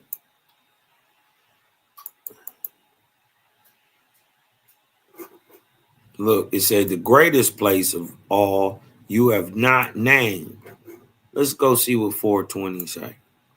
In another place, described this country seems to have been inhabited first in Central or South America, and to have embraced South America, Mexico, Texas, and the western Mississippi, from which a canal extended to Lake Superior mines. Further research now shows that these wonderful people also extended over a part of the Tennessee and Ohio and part of Kentucky and a large portion of Kansas. The extent of the country inhabited by these sacred people shows that not less than 4 million could have occupied it. Right? He said, and I asked the same question for the chiba, or the desire that comes of inspiration within me, desire to make a record of all things valuable. But alas, I got no other answer. I got no other answer than my echo of my own words. Where are my chosen? Huh? Where is the greatest place of the mound builders? You have shown me the Ahuans. You showed me the copper-colored people. You showed me they great cities. Huh? You showed me the fighters. Now show me the scientists and the spiritual men. Show me them. Show me the great ones for real. Huh? Where is the greatest place of the mound builders? You have shown me the copper-colored racers. They're great cities. Listen, they're already 16,000 BC. They already got great cities and kingdoms. Long before there's a Egypt or a Sumer or a Asia or you, none of that existed. I'm saying the land was there, but the term that we're calling it didn't even exist.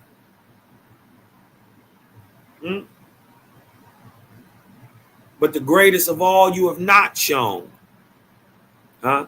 Man answered, I do not know, O Lord, tell me. Now see, this how you supposed to question.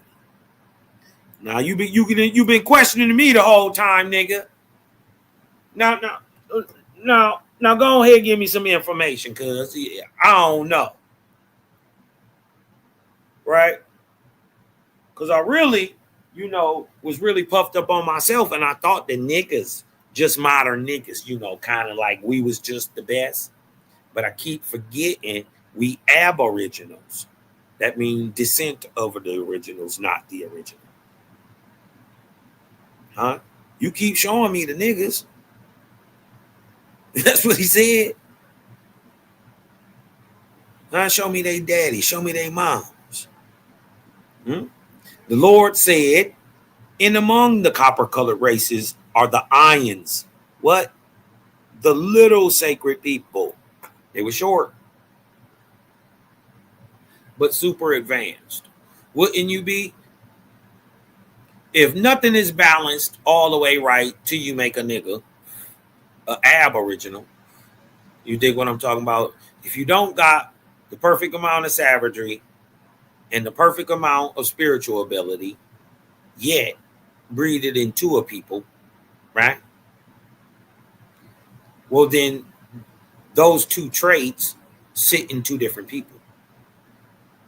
You'll have a spiritual people and a warrior-like group. But when you mix them, watch out, we run New York.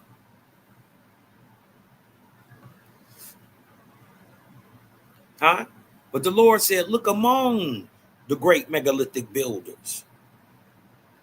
It's the mound builders, right? The little sacred people, the little cities in the suburbs of the large cities of the copper-colored races. These are the greatest cities. Huh? It's some game in there that I'm not going to explain. because I'm just not. Right? If you ain't catch it, you ain't catch it. Right? Man inquired of God, how can that be? Huh? He was like, oh, nigga, what? Behold, the Ahawans, your copper-colored races of America are 3-1 compared to the mound builders. The Lord said, these that build temples hewn of stone, the copper-colored people, the Ahawans, and cover them with polished copper are not my people. These warrior kings, that fortify their cities with soldiers are not my people. Listen up, America. They are not great. But my chosen are those who live in mounds. But what y'all didn't know, right, is that the mound builders also built cities with wooden walls and clay walls.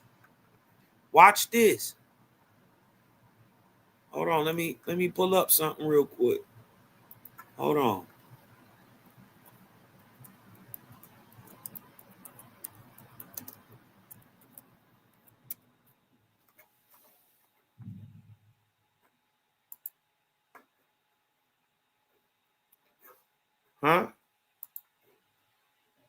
You didn't know the mound builders also built the great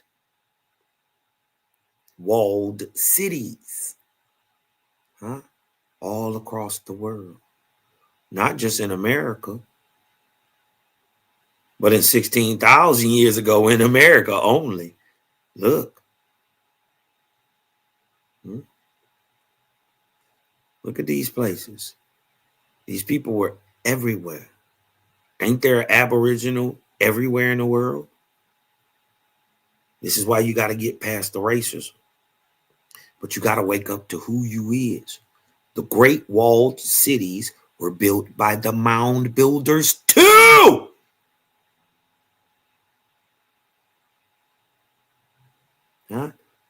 Ones out of wood and clay that we be seeing. Ones that be built on top of the other, on top of the other, on top of the other. Walled cities.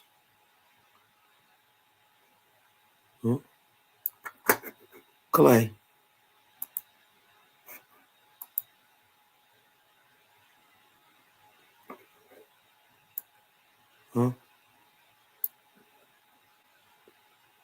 Walled cities with,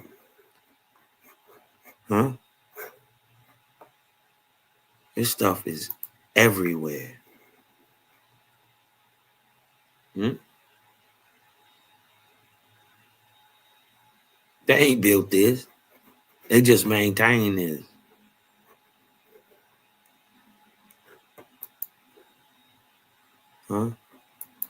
Did y'all know 16,000 BC, the mound builders also have cities, but they're the ones with the wooden walls and clay walls. They are the greatest of all people. They do not dress in gaudy colors, nor ornament themselves with copper, silver, or gold. They are the people of learning. Remember, the other people are warring people. They survey the way for the canals. The Ahuan just builds them. They find the square and the arch. 16,000 years ago. Ain't supposed to be no Euclidean mathematics yet, Cosmon. What do you mean they're finding the arch and the square? Keep telling y'all wasn't dumb. Don't let these people tell you your history. They lead the copper color races to the mines. Uh-oh, ain't what they told you, right? The people who continued to mine after, the people who actually knew how to find it after they left, those who had the technology kept it. Everybody else didn't, right? So the people who would have even had the knowledge of getting the ore out the ground couldn't have written it down, told you about it. So the science died out with them. But the more important part is they couldn't have even had the mines or found them without the mound builders. Huh? This is why they say they're the greatest, because they are the people of learning, not the people of war, right?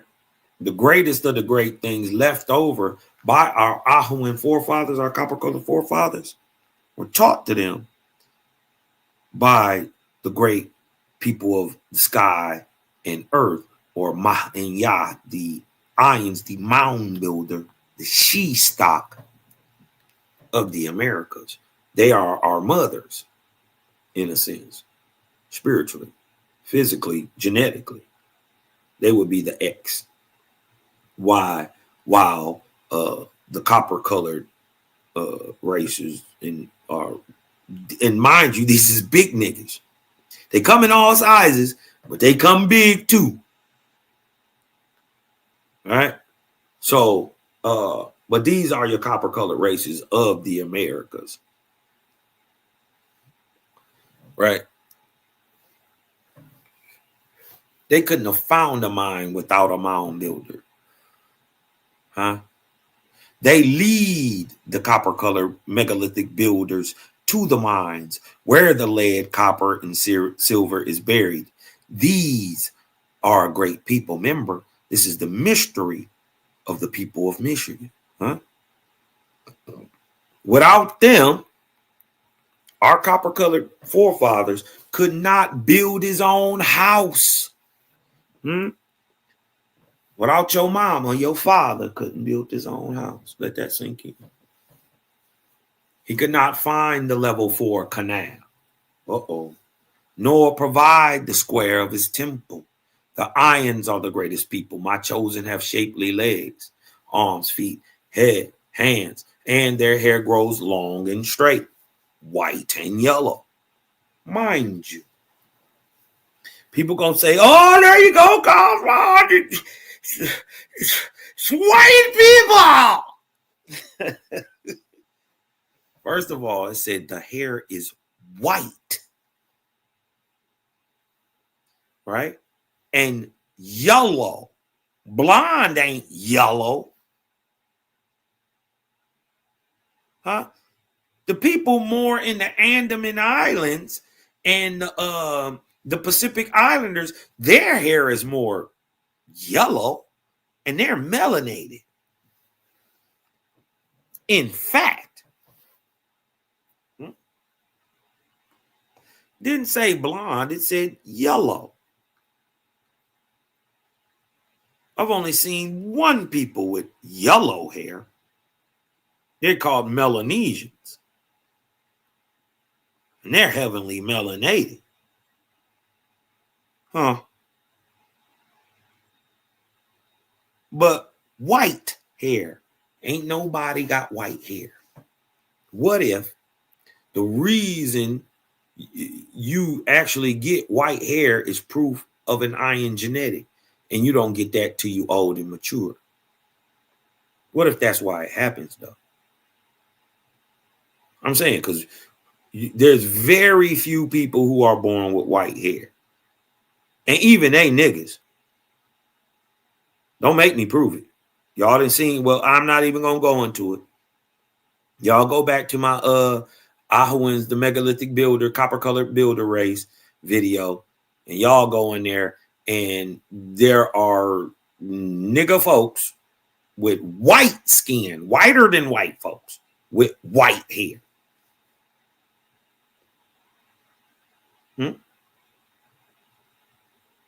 The only people on earth that got white hair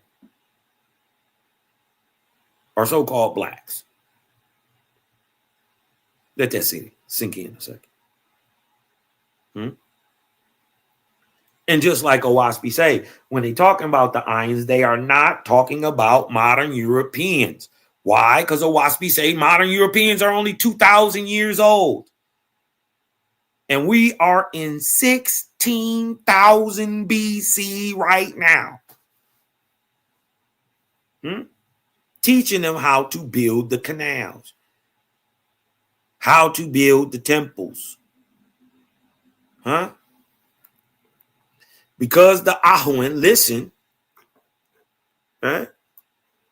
because the copper-colored race is of all shapes and sizes and of all grades and judgment and of judgment.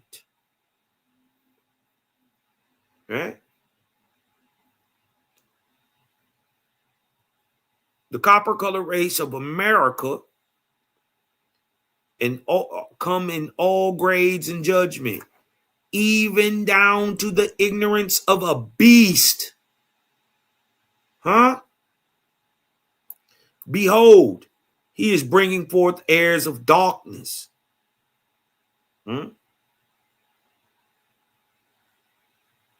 So it ain't all peachy keen. It ain't all roses and bubbles.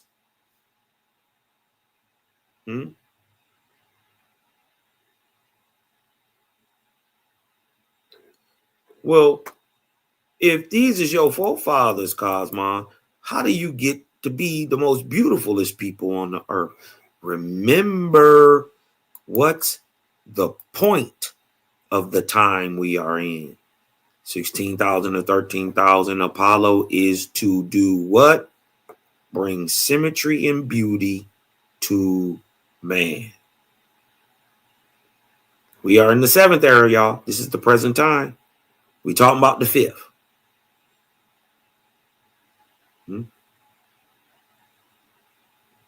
All right.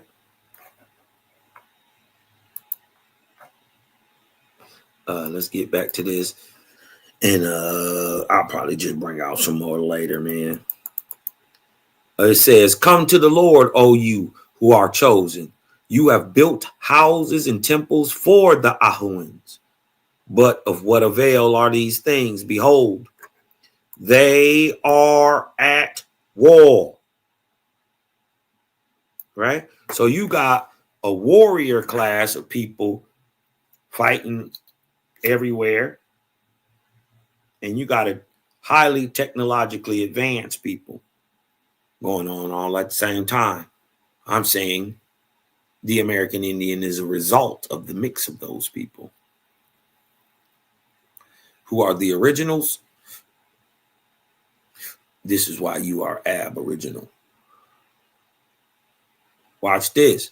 The Ahuan, behold, they are at war, tribe against tribe, nation against nation. They no longer listen to my rabbis or the priest of my chosen. Go now. You shall build temples to God. Right? Remember, we showed you that little slab with the bull horns and all that stuff. This is what they talking about. Them places, massive enclosures and things like that, but they didn't live there. They just visited these places, right? At certain times. And then the Ayans inquired the meaning of God's word. The Lord said, for a long time I have prophesied through my chosen, the mound builders. But now I will raise up prophets among the copper-colored races.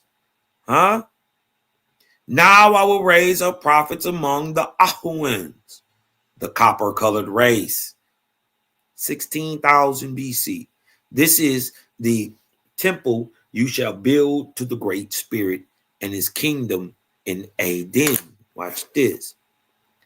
Funny, Aden is the Algonquin word for sky or heaven. Watch this. Aden, watch this, is both the Chinese and Algonquin name for sky. Didn't I tell you?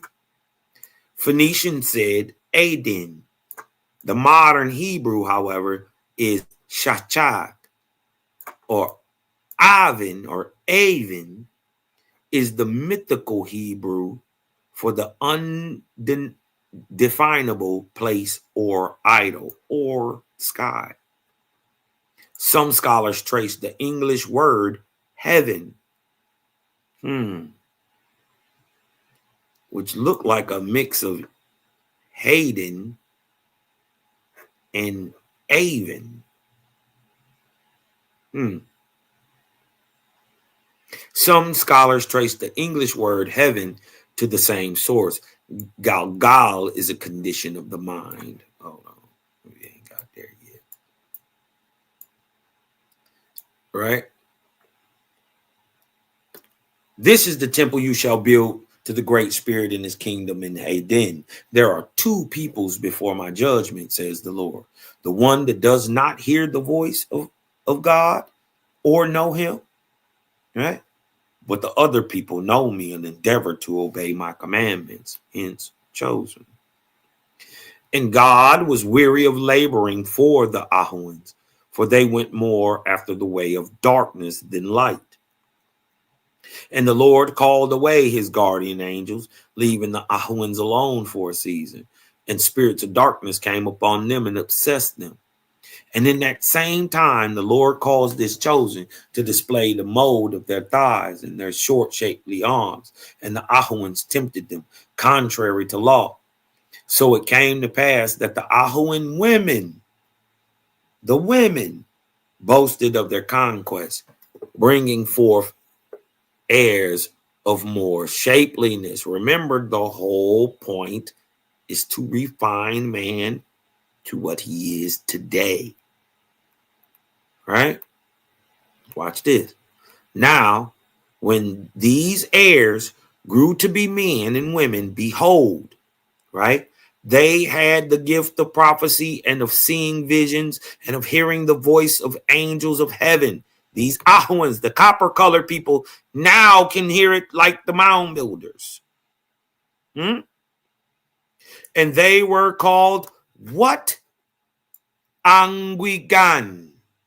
The same fucking word that the Algonquins called them, same word that the Algonquins and the Iroquois still call themselves today, signifying good-shaped men.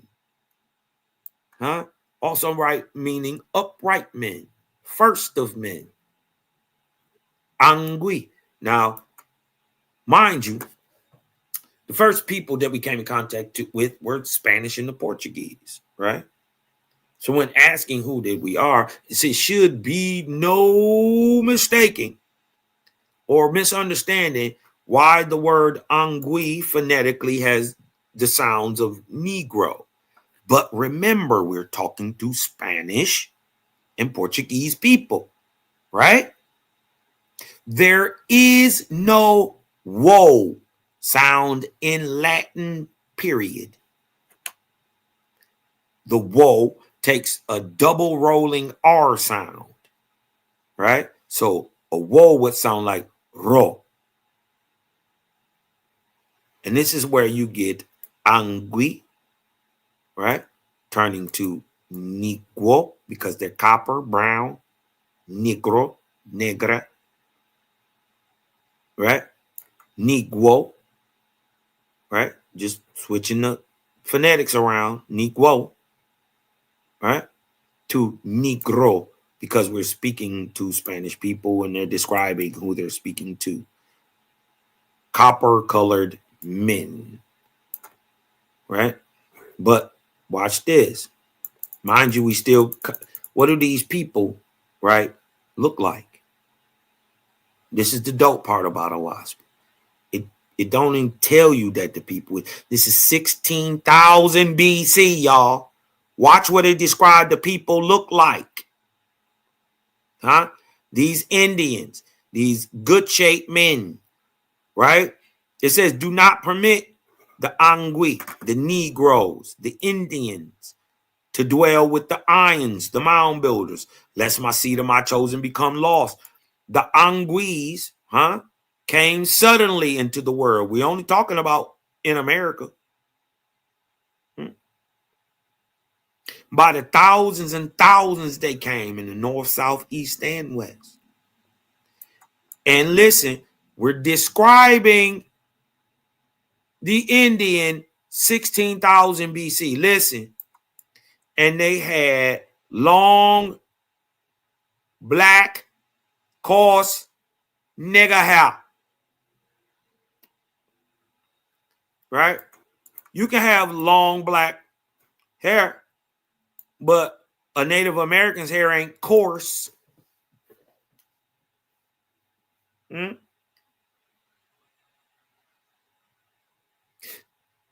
Plus, they're Asian. They weren't in the Americas 16,000 BC. This is even before the Bering Straits. Whew, can't even work with that. You can't even try to do the trickery. We're before that time.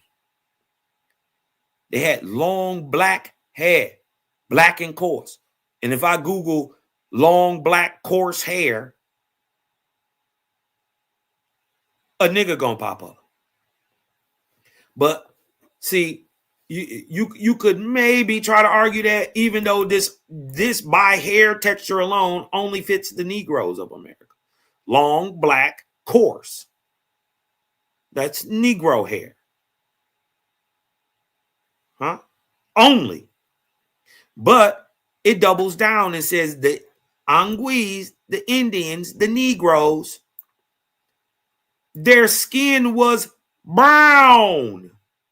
But not only brown, copper colored. So copper colored, brown. You got long, black, coarse, nigga hair. That only described one people in America. Your so-called African American ain't as African as they say he is he? Why? But unlike their fathers and mothers, their arms were short, like the Ions. Very proud was these Indians. Is you proud? You pop your collar when you can, You jump fresh on them,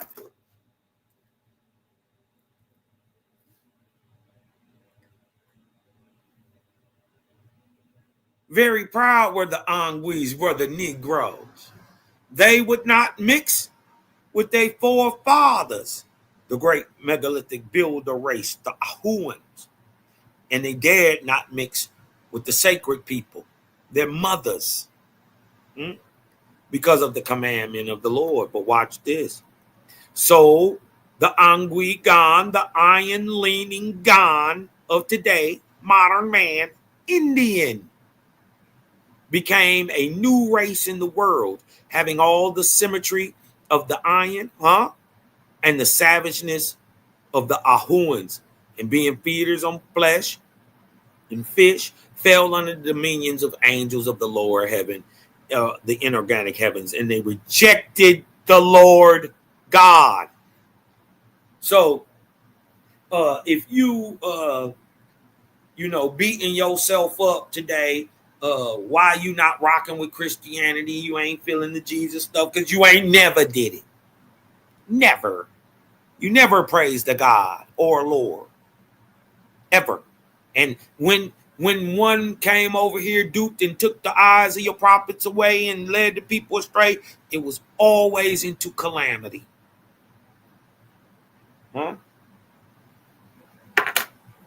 Facts. 1 second, y'all. All right. 1 second.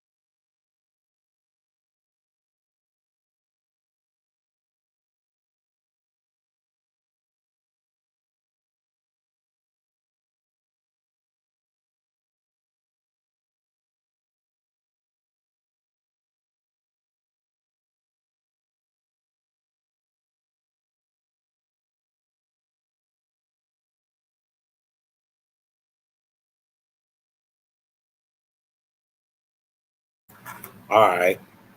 So look what it say. They had long, black, coarse Negro hair with brown, copper-colored skin that alleviates everybody in the Americas except the so-called Negro, black, African American, Indian, Aboriginal, colored. See, this is why they hide you through so many names, so you never look right up under your feet and realize that this is where you've always been. Very proud with the Anguilles, huh? The copper colored, you copper colored today, ain't you? All right. Well, they would not mix with the Ahuans, right? And they dared not mix with the mound builders. So the modern Indian, the Anguigan, became a new race in the world, having all the symmetry of the Ayans, spiritual symmetry, huh? And the savageness of the Ahuans. So not only will you be spiritually symmetrical, but you're physically symmetrical. So not only will you be physically the most beautiful people on the planet, huh? You will be the most athletic and most dominant, huh? Who are the best pugilists in the world? Who are the best fighters overall?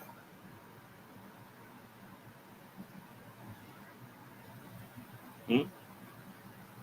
Who are the prettiest people in the world? Yeah. Huh? Fieri said he only left one Ahuan left, and he's only in North America. Right? That's the American Indian. He's descent of an Ahuan. And being feeders on flesh, they fell under the dominion of angels of lower heavens, and they rejected Lord God. The Lord said, even this I will appropriate for their own salvation in time to come. So the Lord commanded the Ayans to give the Anguis laws, rites, ceremonies, and these things were done as commanded. Huh? Some of these are kept alive in Native American heritage. They are. We taught it to them. Then the angels of the lower heaven came, teaching the Anguis of the secrets of making eunuchs, huh, of their enemies, the Ahuans, the previous copper-colored large race. Now you see why the Incas did what they did to the Chanca. This has been going on for thousands of years. The Ahuans with the long arms, huh? Our forefathers were big beastly niggas. When they find them 18-footers in the mounds and all that stuff, yeah, they was protecting the Ayans. Yeah, the ones who did, you dig what I'm talking about? They got buried in the mounds. Yeah.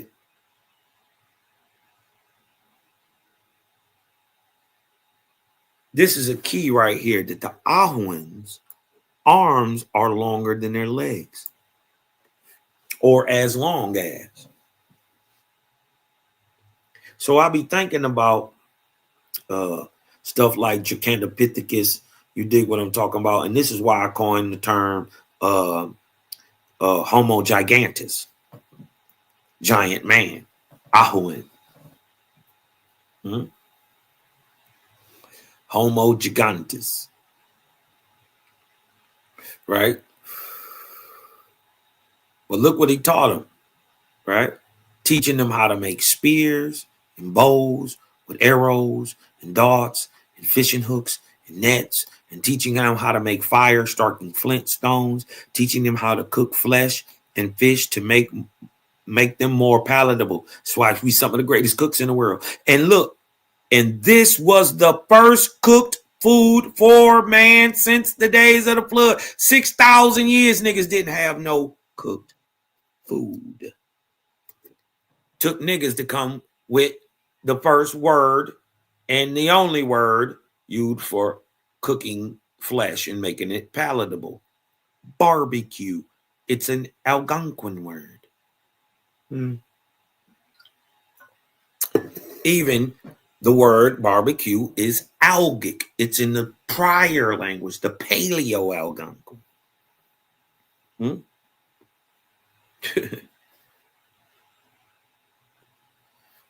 What did he say?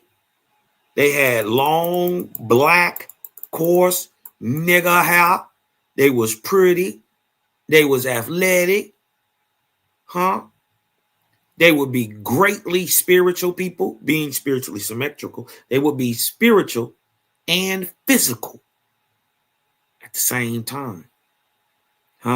With long, black, coarse, nigger hair and brown, copper-colored skin tone in America since 18,000 years ago. Let that sink in. Yeah. This is why you Aboriginal. You dig what I'm talking about? I wanted to play. Hey, if y'all got something up out of that, man, throw me a little vortex in the chat real quick. We'll just keep moving real quick. You know, Cosmo, keep pushing. I want to play a joint for you real quick. I want to play one of these joints.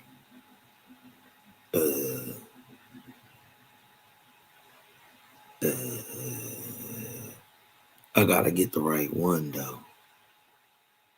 I think it's.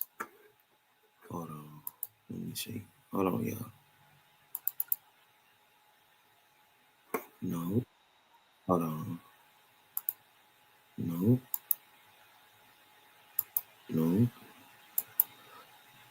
Oh, wait a minute. We did a lesson today on the Lord's third book, right? We did do a lesson on the Lord's third book today, right? I think it's only right that we play the Lord's third book. You dig what I'm talking about? Shout out to Cosmo Kev, aka Kev Capone. You dig what I'm talking about? Executive producing on this thing, man. This is the undergrads with that faith is flow. You dig what I'm saying?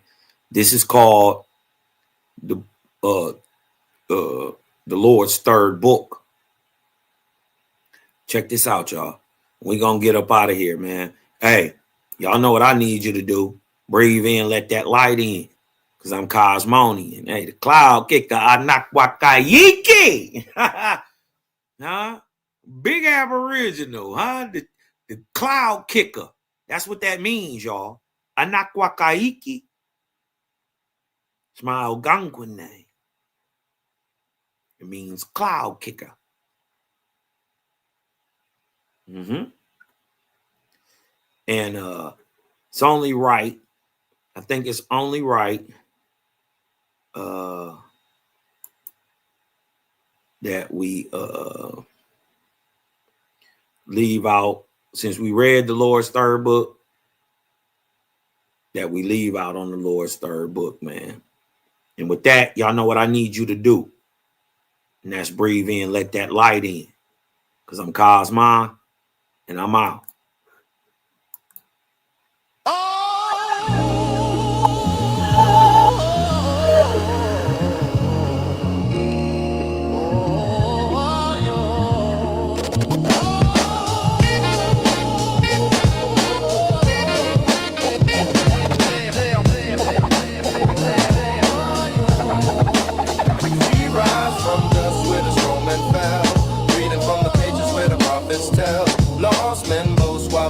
Once look, cause these are from the scriptures of the Lord's third book. We rise from dust where the strong men fell, reading from the pages where the prophets tell. Lost men boast while the wise ones look.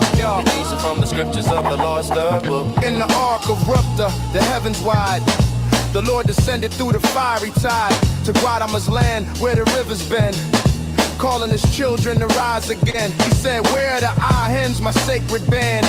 The quiet minds who still understand, not the kings in gold, nor the towers tall, but the humble who measure and build for all. They came from the valleys and mountain veins, From the lands of copper and silver plains, not dressed in jewels nor armored pride, but with clean hands and the truth inside. They built canals where the waters flow, squared the stone where the temples grow. Silent strength, the meek refine, the greatest people the Lord could find. We rise from dust where the strong men fell, reading from the pages where the prophets tell. Lost men boast while the chosen look. We are in shape the world in the Lord's third book. We rise from dust where the strong men fell, reading from the pages where the prophets tell. Lost men boast while the chosen look. We are in shape the world in the Lord's third book. The pride grew strong in the Ahorn land. The kings took power with a soldier's hand. Temples rose up of copper and gold, but the hearts of the people were dark and cold. The Ahens warned of the coming test, but the war drums beat in the east and west. The Lord grew weary, his angels fled, and spirits of darkness ruled instead. Then came the Onguis, fierce and bright, born from the unions of day and night. They hunted and fought by the river's line, carving their laws in flesh and time. They learned to fire from the stones they struck, built their nets and spears by luck. Yet even in war, the plan still stood. The Lord would turn it all to good. We rise from dust where the strong men fell, reading from the pages where the prophets tell. Lost men boast while the hunters look. The hungry's left a mark in the Lord's third book. We rise from dust where the strong men fell, reading from the pages where the prophets tell. Lost men boast while the hunters look. The hungry's left a mark in the Lord's third book. A light broke forth where the blood had dried.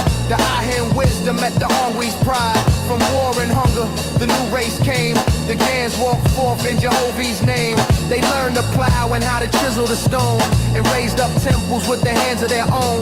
No idol or master to chain their view. They labored in rhythm, the world made new. Their prophets spoke of the law within, a balance that cleanses the dust of sin. They taught that work was a prayer in time, and peace was the art of the soul refined. They gathered the nations, the fierce and meek, to build one tongue for the truth to speak. They broke their soul chains, and the dark cloud shook and rose enlightened and united in the Lord's third book. We rise from dust where the strong men fell, reading from the pages where the prophets tell. Lost men boast while the faithful look. Gans fulfill the word in the Lord's third book. We rise from dust where the strong men fell, reading from the pages where the prophets tell.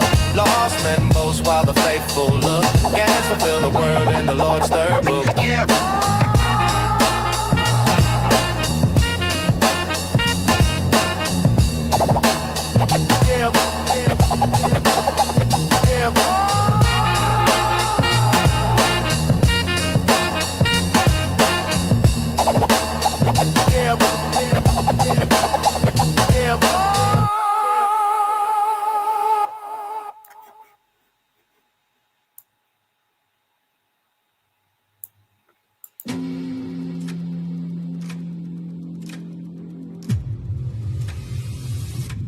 We fight as a single, impenetrable unit.